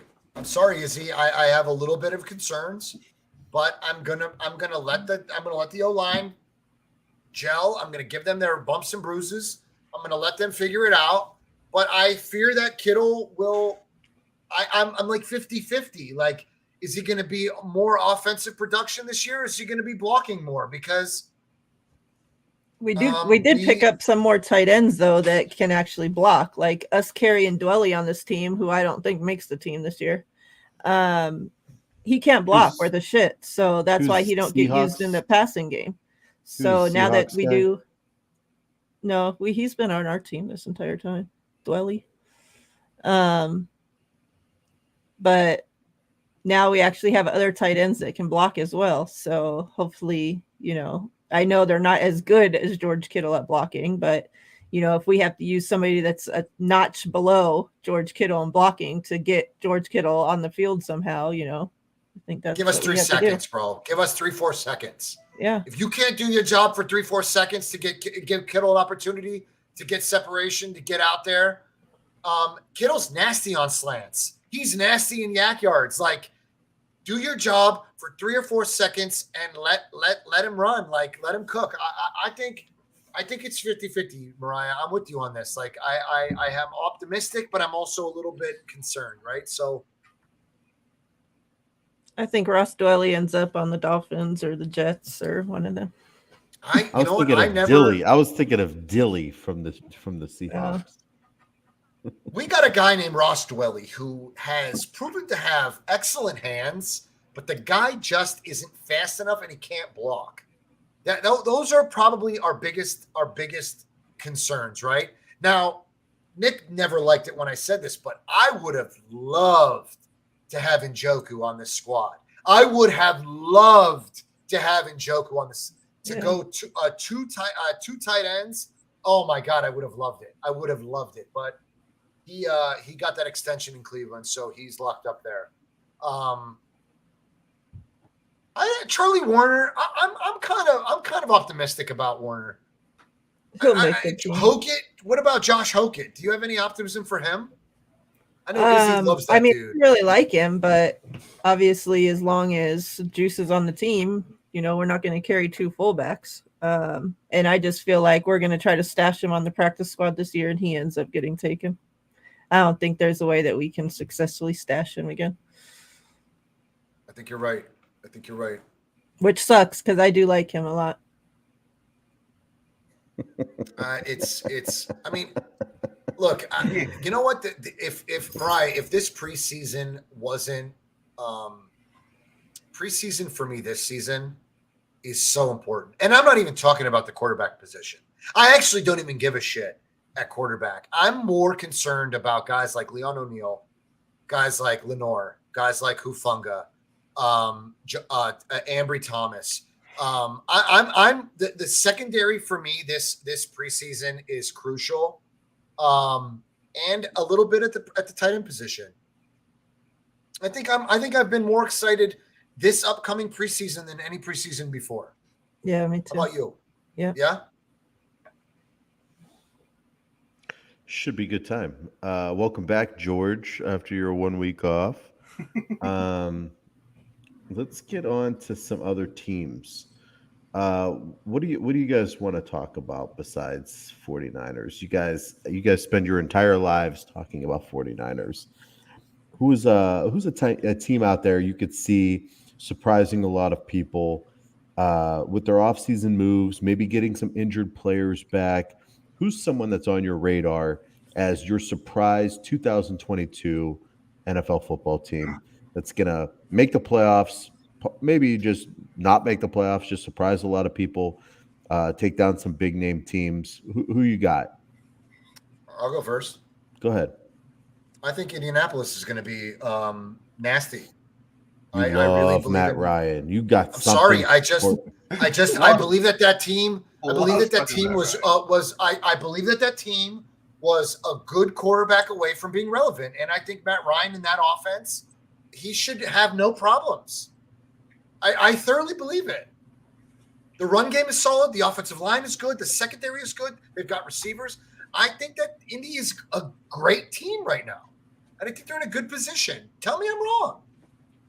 You won't hear it from me. I mean, I think everyone. Houston might as well not even play games this year. I don't know what kind of product they're going to be putting on the field, but it's Well, they're nothing going I'm to put going to Jimmy want to G watch. out there. I know that for a fact. Jimmy G is going to be under center for Houston at one facet or another.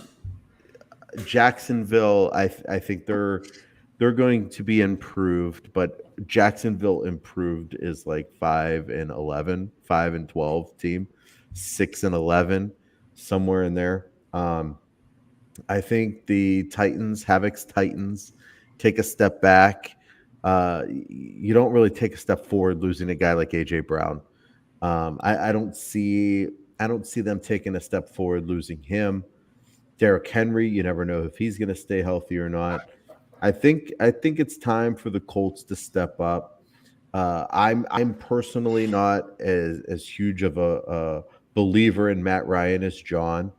I don't think he can make all those throws anymore. I don't think the weapons around him are that special. I mean, they got Michael Pittman. I don't know. I don't know if I see the weapons being that good, but they sure as hell got a special running back, and that guy's gonna maybe break some records this year. John, you're muted. I was trying to say Atlanta believed in Matt Ryan. They paid him a shitload of money. I don't know when the contract. What?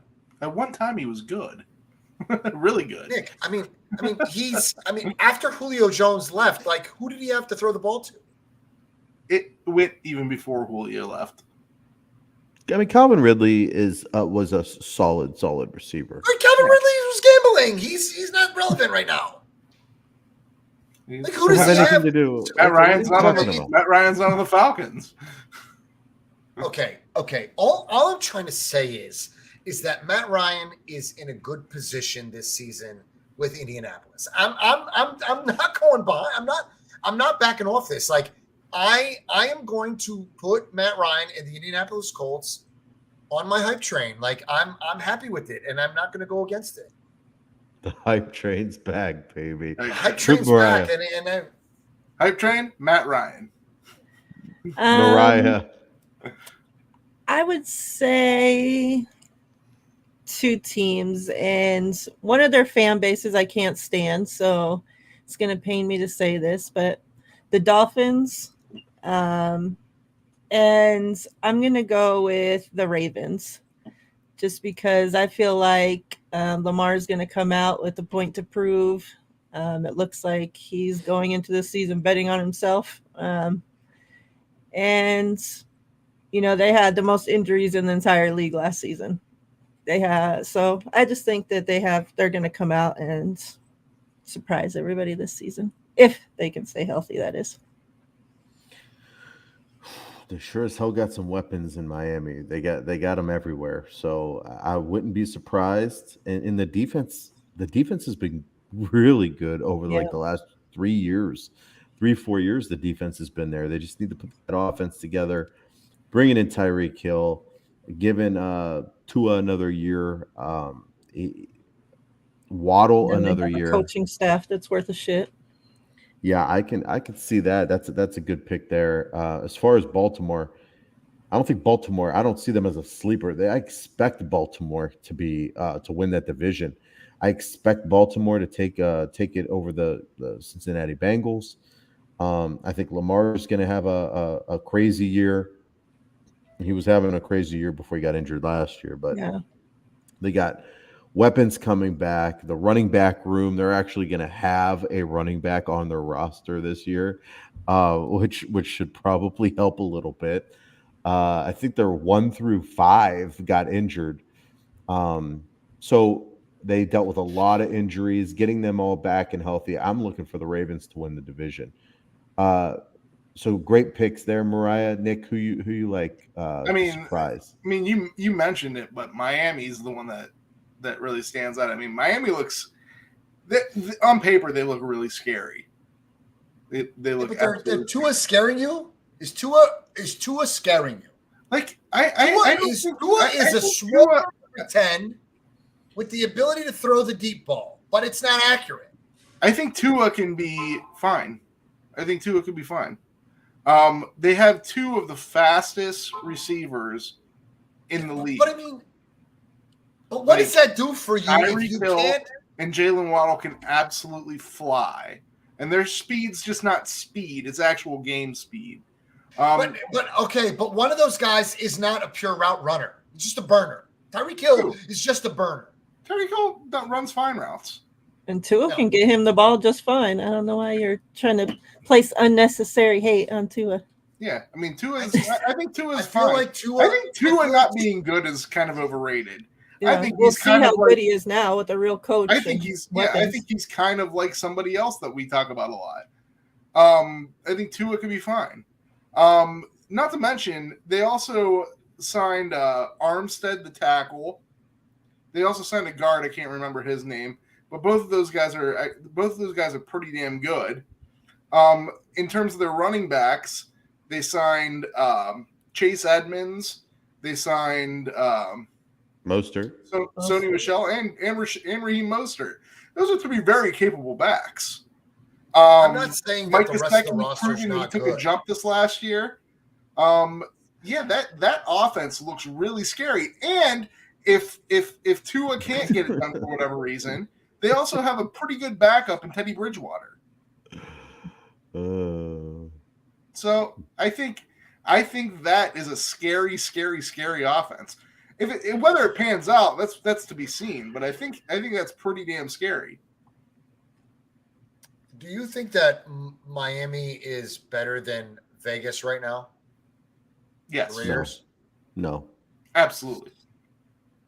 No. Like okay, swap quarterbacks. Take Carr, put him in Miami. Yes. Put Tua in Vegas. Who has the better team? I mean, I think right now Carr's a little better than Tua, but I don't think he's that much better than Tua. Carr is so much better than Tua. Like, I think you guys just overestimate how good Carr is. I don't think he's that great. I think he's a middle quarterback, middle towards the upper tier. Right. But in the middle. Is Derek Carr better than Ryan Tannehill? Panel. I would say yes, but not by much. I put them in the same tier. Derek Carr, Tannehill, Jimmy Garoppolo, Tua. I say they're in the same tier, just like you do. But if you gave me the choice, I'd pick Carr.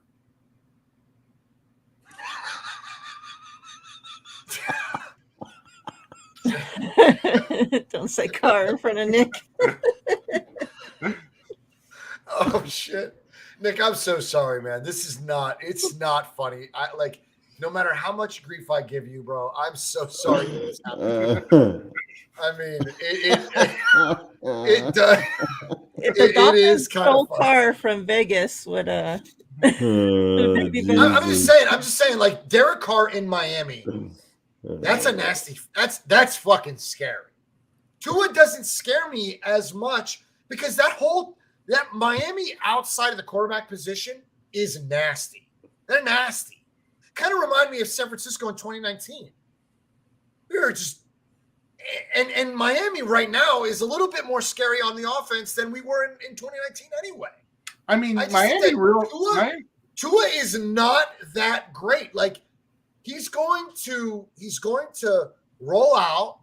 He's going to make some plays, but I think that height really, really matters in the league. I'm sorry. Like, I really believe it. If Why you the have fuck the are height we? and the mobility, Why the fuck are we comparing Tua with David Carr? Are you guys insane? I'm just saying, Tony, I'm just asking you, like, take a guy that's in a second tier, like a Derek Carr, just swap him out. How nasty is Miami with Derek Carr, bro? Fucking scary. Crazy. But Nick and Mariah are saying that Tua's just as good. They're on the same level. I mean, we saw the 49ers do it with Jimmy Garoppolo, so why can't the Dolphins do it with Tua? I mean, And Tua can throw a deep ball, so he can use the weapons they just got for him. I agree with you, Mariah. I believe McDaniel can probably take that dink and dunk offense and implement it in Miami. But I mean, given the fact that McDaniel came out of Shanahan's system, I think teams in the AFC are going to expect that a little bit. Like, you know, they're not really threatened by Tua in the entire. I think as a whole, Tua's not the best quarter. Not even. He's not better than Derek. He's not better than Patrick Mahomes. He's not better than Lamar Jackson. He's not better than Deshaun Watson. Well, of course not, but you don't need to be better than them to make it to the playoffs. So win the freaking make it to the Super Bowl. That's true. That's true. Makes it easier, but Izzy, who on the Dolphins brings the yak? Holy, their team's filled with yak this year. That's all they're gonna have. That's all they're gonna have is yak. They might as well be called. They might as well be called yak. The Dolphin yak. Yeah, they're gonna be. Can I ask you guys a yakking question? all over the place. Mariah, I never got to ask you this because I mean, I think every time that we were, if I was in your chat, we didn't really talk about this. And Nick and Tony, bear with me for a second. What are your feelings on Mike McDaniel?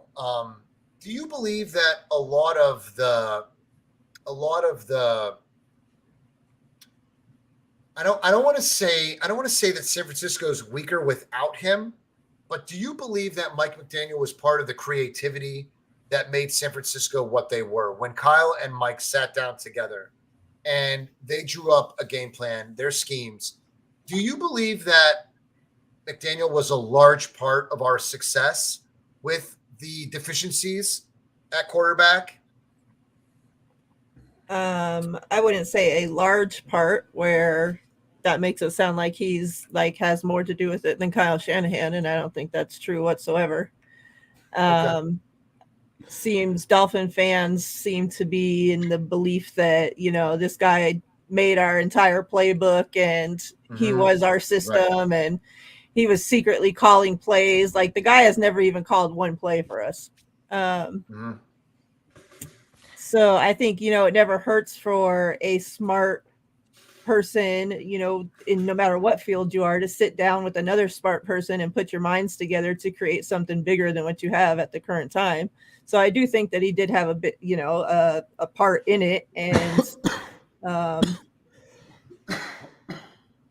I think but I think that Shanahan, you know, taught Mike McDaniel a lot more than Mike McDaniel taught Kyle Shanahan. Oh, okay. Without a doubt.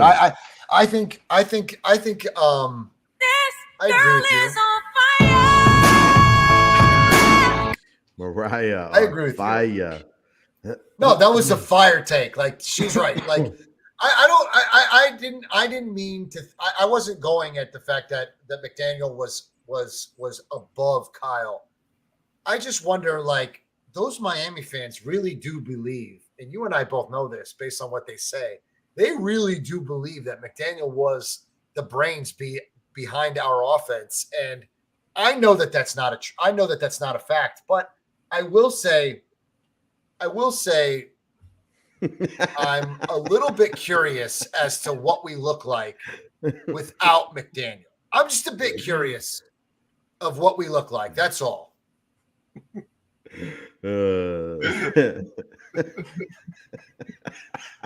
It's right, though. He's right about it. Okay. I get it, but I just in the respect of McDaniel and Miami with Tua, Do you think that McDaniel makes Tua better in this? Oh, of course. You think so? You think he's going to be Yeah, a and I solid think crutch? I think McDaniel having put in this work and been in a system to where they did have to scheme around 10 will definitely help him dealing with a quarterback now that has similar deficiencies as well.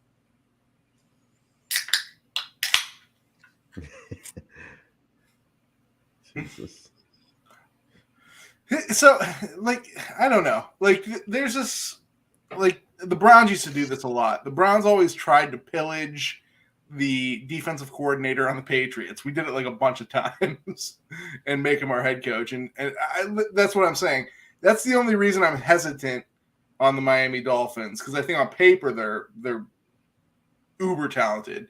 But is Mike McCarthy a good coach? That guy looks like a nerd, though, don't he? Mm-hmm. And he talks like one too. Yeah, the guy's a fucking nerd.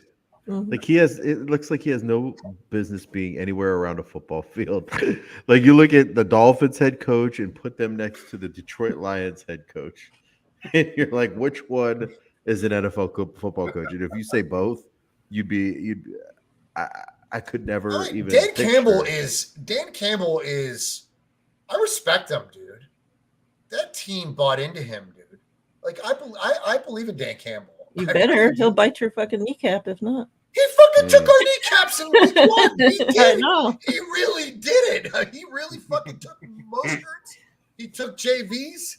He literally took our fucking kneecaps. I mean, that was no doubt. That motherfucker said he was going to do it, and he did it. Oh my god. Yo, I'm trying to talk NFC South. I want to see where you guys are at. I want to take the temperature on the NFC South. We got the Atlanta Falcons, the Tampa Bay Buccaneers, the Carolina Panthers, the New Orleans Saints. How do you see that division working itself out by the end of the year? I know the sexy picks the Tampa Bay Buccaneers. Well, they lost Jensen, so it's not so sexy at that center, right? I mean, he got hurt. They didn't just lose Jensen. They lost Jensen. They lost Rob Gronkowski, which you guys don't. Maybe a lot of people aren't like, oh wow, who cares? It's just Gronk. They have other type. No, they really don't have other type. They lost OJ Howard. I don't know if maybe they still have Cameron Brate, but I don't think they still have. I don't know who they have, but it's not Gronk. Is he? Jesus Christ.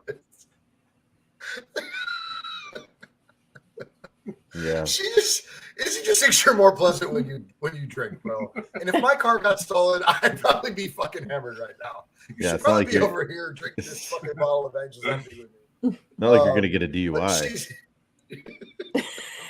Yeah. Just get hammered. You ain't driving anywhere.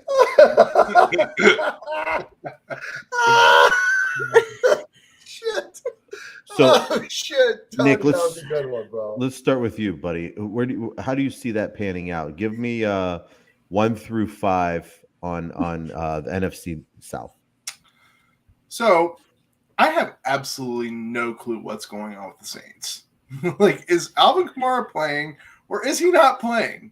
They just pushed his hearing back again for like the 4th time. Your diabolical pervert, Deshaun Watson, has taken up the entire offseason and all this nonsense. We haven't heard anything about Kamara. I really don't know. To be honest with you, I have no clue.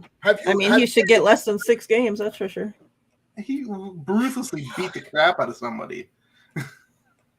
Oh, so that's like he put somebody in the hospital. So molester, play with yourself in front of 20-something women or 2 guys get in a fight. But what's worse? Tony, would you rather somebody? I'm going with the mental anguish of women having to look at Deshaun Watson. Then put somebody seriously injured in the hospital. Like, I'm sorry. That happened here in Vegas. That happens every fucking night here in Vegas, and you don't hear about it because it's not a football player. Like, there's club fights every single night here. I don't necessarily think it's right. I don't know. Honestly, I don't know the specifics behind it.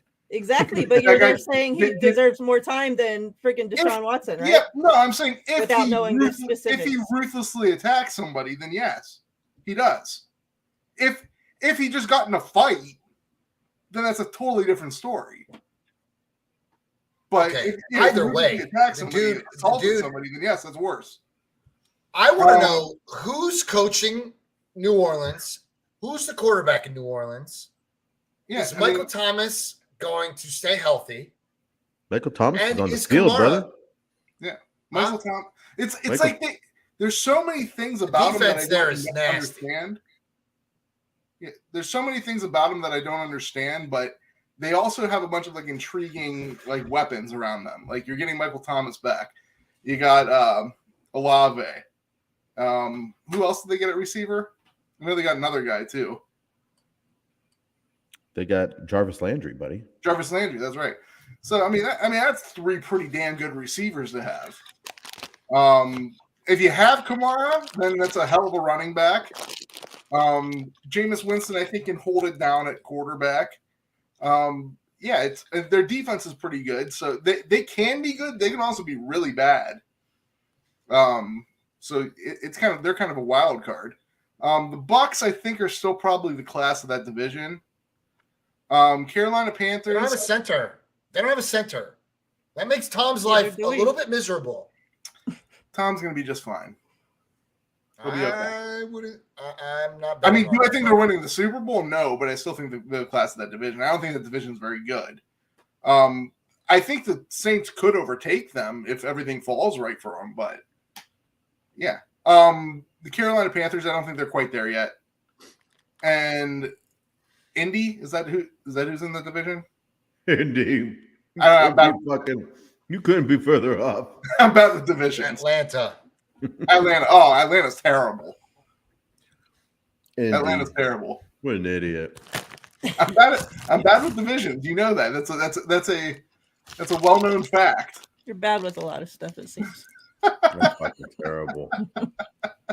Yeah, 12 losses, safety, blanket, and Chris Godwin still hurt. I think that Tom and the Buccaneers are no longer a favorite right now. I really don't. I don't know who is. Yeah, but, that's the thing. Who is? I mean, I think it's one of those things you say. They're not the favorites right now. Then the season starts, and they rattle off like 9 straight wins, and you're like, I don't know, bro. Why did I ever doubt Tom Brady? Without Jensen, Tom Brady is not successful up the middle. I mean, you don't expect him to take off running. Tom We've Brady seen hasn't that had shit nothing before. for a lot of his career. He's done just Okay, fine. I'm just saying, like under pressure, Tom's not good without Jensen. Just saying. I could see all those teams having losing records after like 5 games, except for the Buccaneers. The center position is massive, especially if you're not a mobile quarterback. Tom's not mobile. The protection is going to be atrocious at this point. Yeah, but the thing that Tom's not great under pressure. Yeah, but what Tom is good is at manipulating the line and manipulating players on the field so he isn't under pressure. Look at He Daniel's reads comment defenses about better than I see in the Fournette. league. Fournette came in a fat ass. He's like 30 pounds overweight. I don't even know what the fuck he's been doing. Yeah, but they also have other running backs. They drafted a guy. Kirk, Nick, you're not mobile either, Kirk said. He is mobile. He's got a rental. He's not. He is mobile. He's not. He no longer owns a vehicle, but he is mobile. I'll tell you what. I got. I think the Saints are going to be really fucking good. I think the Saints are going to be really good. I mean, think about who they had as wide receivers last year. Nobody. Mm-hmm. They had nobody last year. Now they have 3 good ones. And Jameis Winston actually played good before he got hurt last year. Mm-hmm. And now you're getting Michael Thomas, Pro Bowler. You're getting Jarvis Landry, Pro Bowler. You're getting a top pick with Chris Olave. Awesome receiver out of Ohio State. You are putting weapons around Jameis Winston. We all know he can air the ball out, and that defense can play. I'm huge on the Saints, and I'm pretty pumped about the Carolina Panthers. I'm pumped about the Panthers. Not only just whatever, Baker's Baker. I don't give a shit about that. He's gonna have some weapons around him. Getting CMC he back. Could throw 27. He could throw 27 touchdowns too, though. I mean, it could go both ways, right? Yeah. He threw. What did he do that one year? He threw like 30 and 30, right? 31 and 31, or 32 and 32. Either way, I'm not really sold on the Saints right now. I don't know what Michael Thomas is going to be. Olave still has to prove himself. He's undersized as a receiver in the NFL. And what are you going to do? Michael Thomas has been like the slant king. I don't know. We'll see. Defense, the New Orleans defense is nasty, though. I'll give you that. I think they're going to be huge, man. I think the Saints are that team. The Saints are that team that will come. I mean, think about this. They beat the living piss out of the Packers last year. Honey Badger went to New Orleans too, huh? Did he? Shit. Yeah. I think he did. That's his hometown, right? Yep. Yeah. I mean, the defense and the Saints have always had a great defense. That's not even I will not dispute that. Without Sean Payton, though, I really don't know who they are. Wow. So Yeah, adding. I agree, 100%. All right. What? Any other topics we got to get to? I think we're done with the NFL pretty much. Want to talk about the UFC fight? Go ahead, buddy.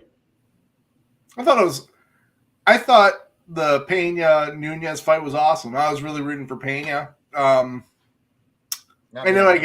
was waiting for the Lioness to get back where she belonged, bro. Pena caught her on a whimsical, bro. That is not Pena. Did you see Pena fight? Did you think that she deserved to keep that belt? Nunez was the clear winner. Fucking dominated her, knocked her on her ass. That being said, dude, if she connected with her face, Pena was on the ground, bro. She literally broke a record for knockdowns.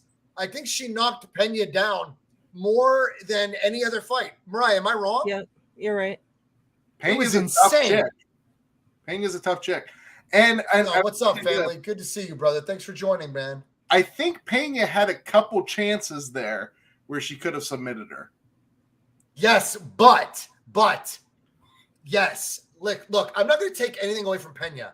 She is a nasty fighter on the mat, bro. Submission queen. Mm-hmm. She was so bloody, bro. I mean, she was so fucking bloody that I don't think that she could. And there were times where I'm like, holy shit. She's got that. She was almost in that. Would you talk about those arm bars? She almost locked up. I think she messed up by going for the arm bars. I think there was one. No. That's her, dude. That's what she excels at. There was one time she was a class act, bro. She was so bloody, Nick. She could not lock it up, and not for nothing. Nunez wasn't going to let her take her out on that, bro. There was one time, dude. There was Nunez one time is a lioness. She has met. She had a triangle choke, basically in place, and I don't know why she didn't go for it. What are you talking about? She locked it up. You're talking about. She never went for the triangle. She went for the armbar at that scenario, and I was like, "What the hell are you doing?" She was getting dominated on the ground. Pena was not. She dude. Nunez had her entirely like what was it? What's that called? When they have you full, what's it called? Mount, the full mount. Yes, pounding. Pena would grab that arm. When I thought she had no chance, she got that hand. She tried, dude. She was so bloody, Nick. She could not get a good grip. I'm telling you. I don't think that was. I don't think that. She kept going for the armbar. I was like, "What are you doing? You're not going to get that." Did the Padres get Juan Soto? I heard they were going after him. I don't know if they got him or not. They did. Wow. So now they have they have the top three. They're the top three players in baseball right now. Yeah. I'm I look. wouldn't, I wouldn't say that. Pena was I wouldn't say that. well. I mean, they have what's his name? They got Tatis and they got Soto, and they have got Machado, but I Dude. wouldn't consider him a top. Yeah, top Oscar Machado. player. I think Manny they're nasty. Machado, but Oscar, I think he was that Machado. Mexican offensive lineman you were talking about from the NFL Mexican. Whatever happened to that guy, anyways? Federico Rodriguez. Who else is getting arrested with me at John's bachelor party? Oh my God, we're not getting arrested. Oh, shit. Mariah and TL are going to make sure we do not get arrested, fellas. They're going to make sure we do not. Mariah, will you please promise that I do not get arrested? Can you keep me out of trouble, please, when we come visit you in Vegas in March? Dion, what is good, buddy? Dion's with us tonight. Hey, Dion. Oh, Dion. We had a little bit of everyone coming out to see Mariah tonight, huh?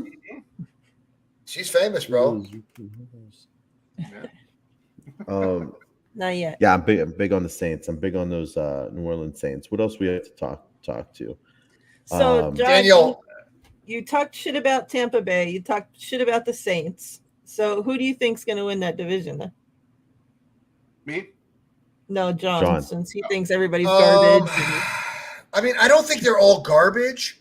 I just think that, like, without Jensen, Tom's in trouble. I truly believe that. The pressures are going to suffocate him. With that being said, I think that if Jameis is on, I'm going to take the Saints. I think the Saints could do some damage there. I really do. I mean, I'm trying to think, like, who else did Tampa Bay lose? Godwin isn't full strength yet, right? No, not yet. He should be by week 1, but for now, I think the center position in Tampa is concerning, and I think that frankly, I think JC Treader is more popular now than ever. I mean, we potentially could kick tires on him. Tampa Bay probably won't waste any time. They'll sign him. I think they do. What's up, Joe? Good to see you, family. Appreciate you stopping by, brother. George, I love you, brother. I love you, George. You could do no wrong in my eyes. Everything you say, I piss myself. It doesn't matter what it is. I fucking love you.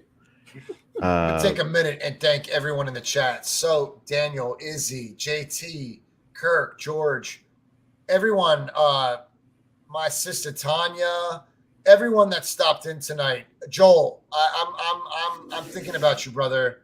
We're pulling for you, my man. Joe, thanks for joining us. I thank you guys all for stopping out tonight. Izzy, you have been killing it in the chat. Mariah, it's about an hour 52. We've kept you 50 minutes longer than you're used to. Are you good right now? Yeah, I'm good. And gave out no Okay, prizes. Right. Mariah's shaking. She's like, we got to give some shit out. You know what? I got to ask you. I need to know this right now. Cards right now are off the chain expensive. How are you acquiring the cards that you give away in your giveaways? How are you doing that? Well, I had a large collection already. So that pretty much we are going through at the moment. And then bidding on shit and winning bids and, stuff like that. That's great. That's great. I mean, right now, when Carter wants to go get a box of cards right now, we'll go to Target or Walmart and they're like $54 for maybe 25 cards. It's insane to me. And while we're there, I'm thinking to myself, like, how the hell is Mariah and TL pulling this off? Like, I know you're in Vegas. I thought maybe there's more collectors out there, so you guys have more to choose from. But good for you, fam. You're auctioning off and giving away.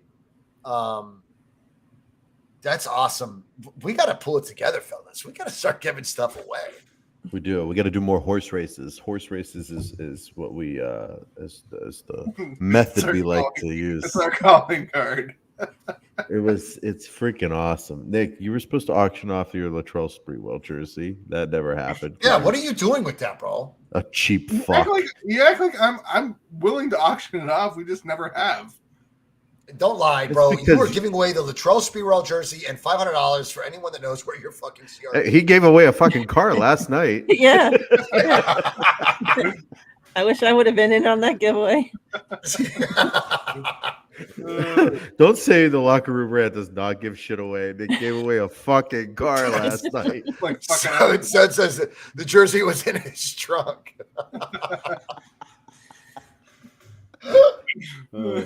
Oh, shit. shit. Ugh. Just in Oh, case my you're just joining us here at the Locker Room Rant tonight, Nick got his car stolen last night after he thought it would be a good decision to just leave his garage door open with the keys in the car.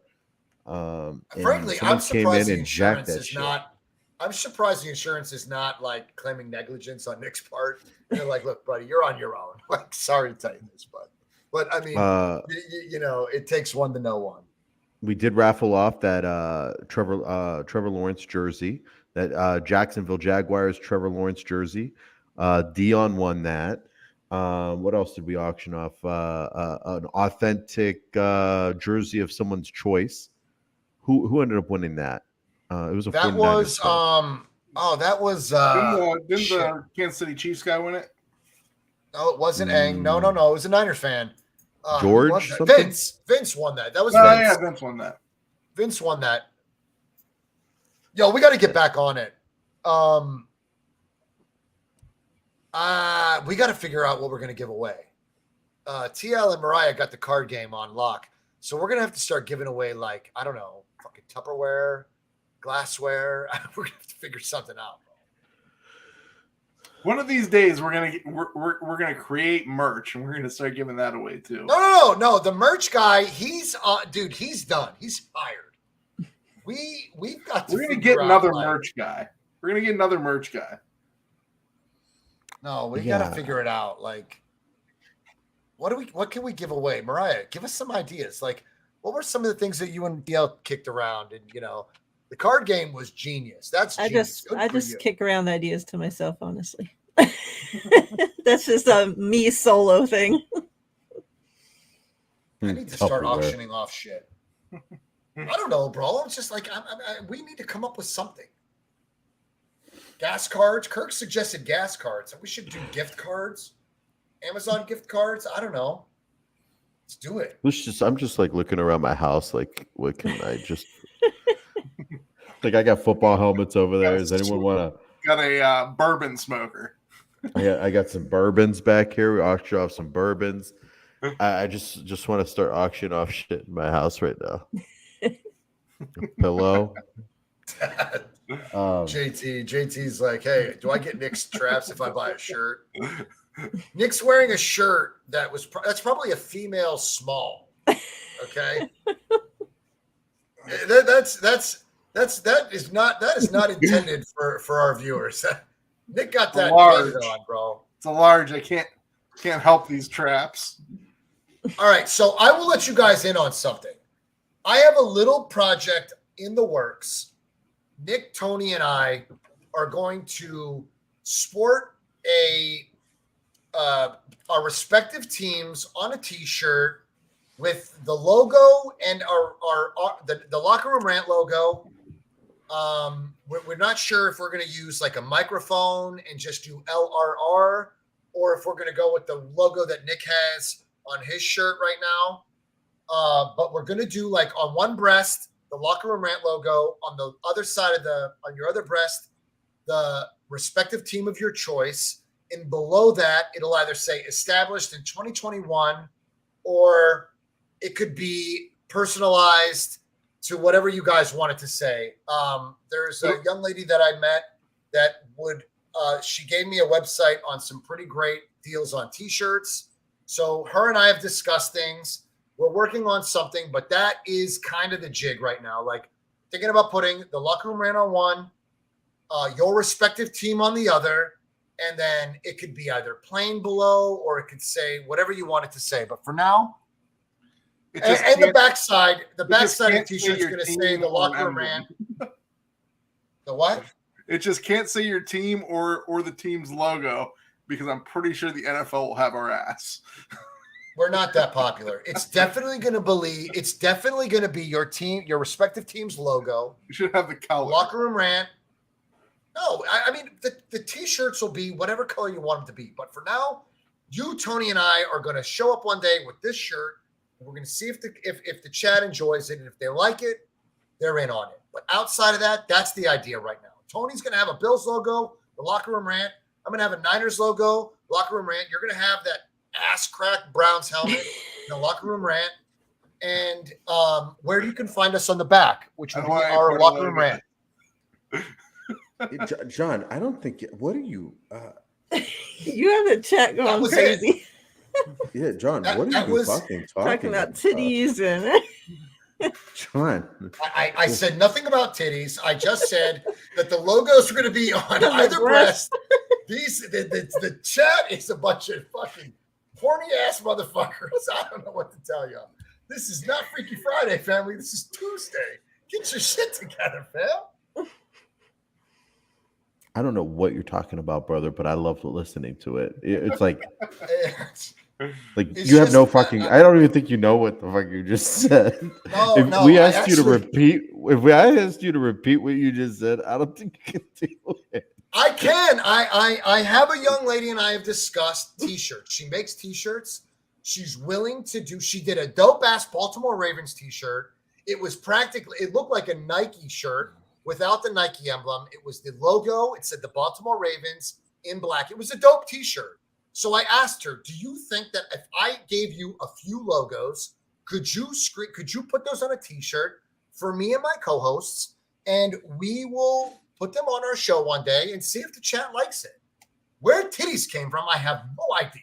I have none. Dion always finds a way to twist titties in there. But nonetheless. Izzy's like, we got drunk JV again. Yeah. I'm not drunk. We need merch. I reached out to someone. She showed me her work. I was impressed. So we're talking right now, and that's it right now. That's it, fam. That's the idea. He was supposed to describe shirts and starts talking about breast. Yeah. Oh man. I'm looking forward to that shirt. What else do we have to cover? I see we keep getting people popping in. Today seems to be like it's Mariah, family. Mariah brought the legit fucking crew. Mariah, tell the boys before we get off, what you are doing now full time. And let everyone in the chat know as well. This is what I'm doing. This is my new gig. Fortunately, yeah, we're like going small, so we're going to be buying an RV. We're pretty much selling everything in our house right now. A 4-bedroom house that we've had for a few years, so we got a lot of shit accumulated. So we've been selling that. So we're going to buy an RV and just live there for like 2 years. We're planning on staying in Vegas, so my wife will continue working and I'll podcast, and then in about 2 years we're just going to hit the road and I'll podcast from the road, and we're off to see the wizard. That's sick. You better make sure you got good internet. Yeah, I know. That's what I'm worried about. Yeah, like, I would be worried turn back that. Around. Stream stopped. Just take a ride over to TL's driveway, park there for a little bit. Steal his internet. How's the housing market? How's the housing market in Vegas? Pretty good. It's horrible. Really? Yeah, houses, like everybody. Well, ever since the Raiders pretty much came here, it screwed up the housing market from there. Now, like, houses are rising up like they're in California. So, and then rent, like, you can't even rent. Like, before we got this house right now, we were renting an apartment, and when it became time to renew the lease, the rent had went up $600. I remember in 2008, the housing market got hit hard in Vegas. You could get like a house for like $60,000. Yeah. That's awesome. It sounds like you're doing this, pulling this move off at a good time. And once you get that RV, yeah, like Satiri said, Nick's gonna need a ride. So if you're ever You're passing through Ohio. You'll see me. Let's just say you want to go Yep, to the Hall of hitchhiking. Fame. Let's say you want to go to Canton. Just pick up Nick on your way and take him and drop him off at the next bus stop.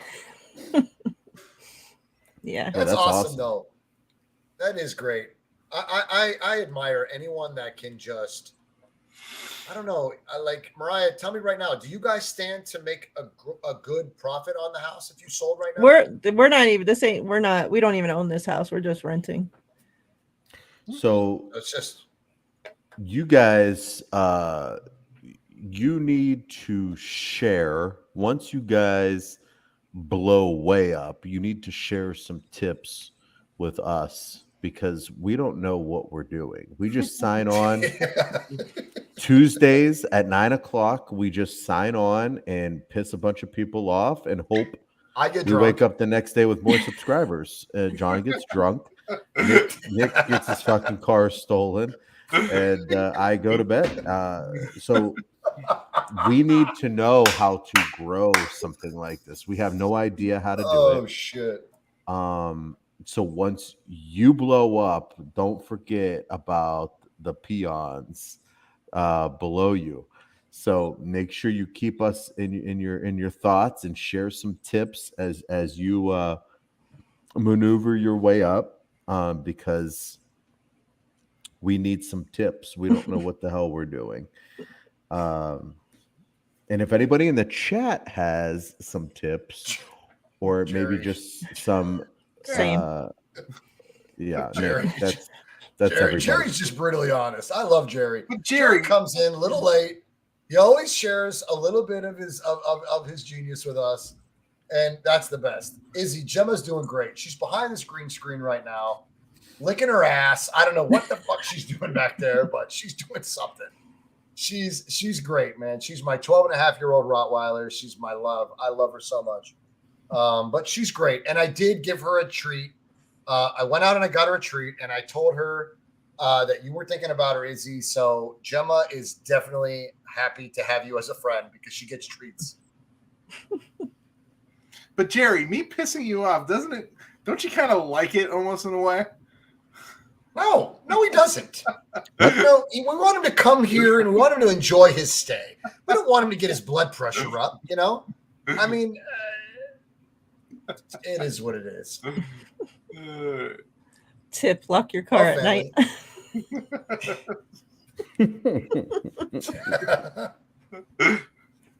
Nick, I It hope you sucks leave- because, it sucks because Nick was going to come over to my place and he ended up eating and watching a 30 for 30, got carried away doing that shit.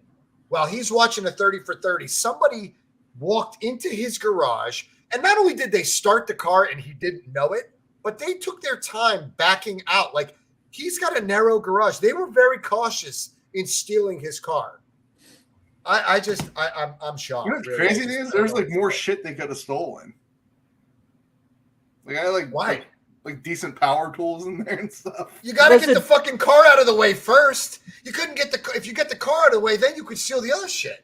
You have everything pinned in there, 5 pounds of shit in a 10-pound bag, bro. Listen, you I got don't the know what to last tell ya. laugh, Nick, because I'm sure they caught some type of disease walking in your fucking garage.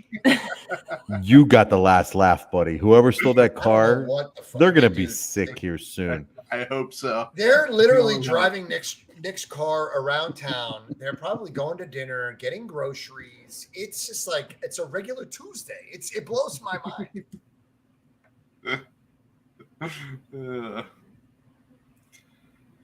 Well, are we done? I think we covered all of our topics, and I think We're we're good. done. Mariah, why don't you tell everybody once again where they can check you out at? Yep. Before I start that, I want to thank you guys for having me on. Hopefully, once my co-host, he's so busy these days, like he has some life or something. So hopefully, once he has a little bit more time, he can grace us with his presence. But yeah, I appreciate you having me on and inviting us both to come on. Anytime you guys want me, I'll be here. You can find me 49 Faithfully podcast on YouTube or anywhere where you get your podcasts, and on Twitter at Mariah49Lee. Mariah, Go watch it. on Go to Twitter. behalf of Nick, Do Tony, and I appreciate you. Thank you so much. You know you have a chair at the table anytime you want. This is it. We will definitely bring you and TL back so that the Faithfully podcast can make a strong push and carry us little guys along the way. You guys are killing it. I look up to you guys. And you know I'll be in the chat every day you have a show. I'm there, fam. You know it. I'm always there for you guys. I'll support you any way I can. I appreciate it. Always. All right, guys. Till next Tuesday at 9 p.m. Hit subscribe down below. Hit like. We'll see you next Tuesday. God bless. Thank you, chat. We appreciate you guys. Thank you so much for supporting us tonight. Everybody, I appreciate you. Thank you so much. Later, fam. Peace. Okay.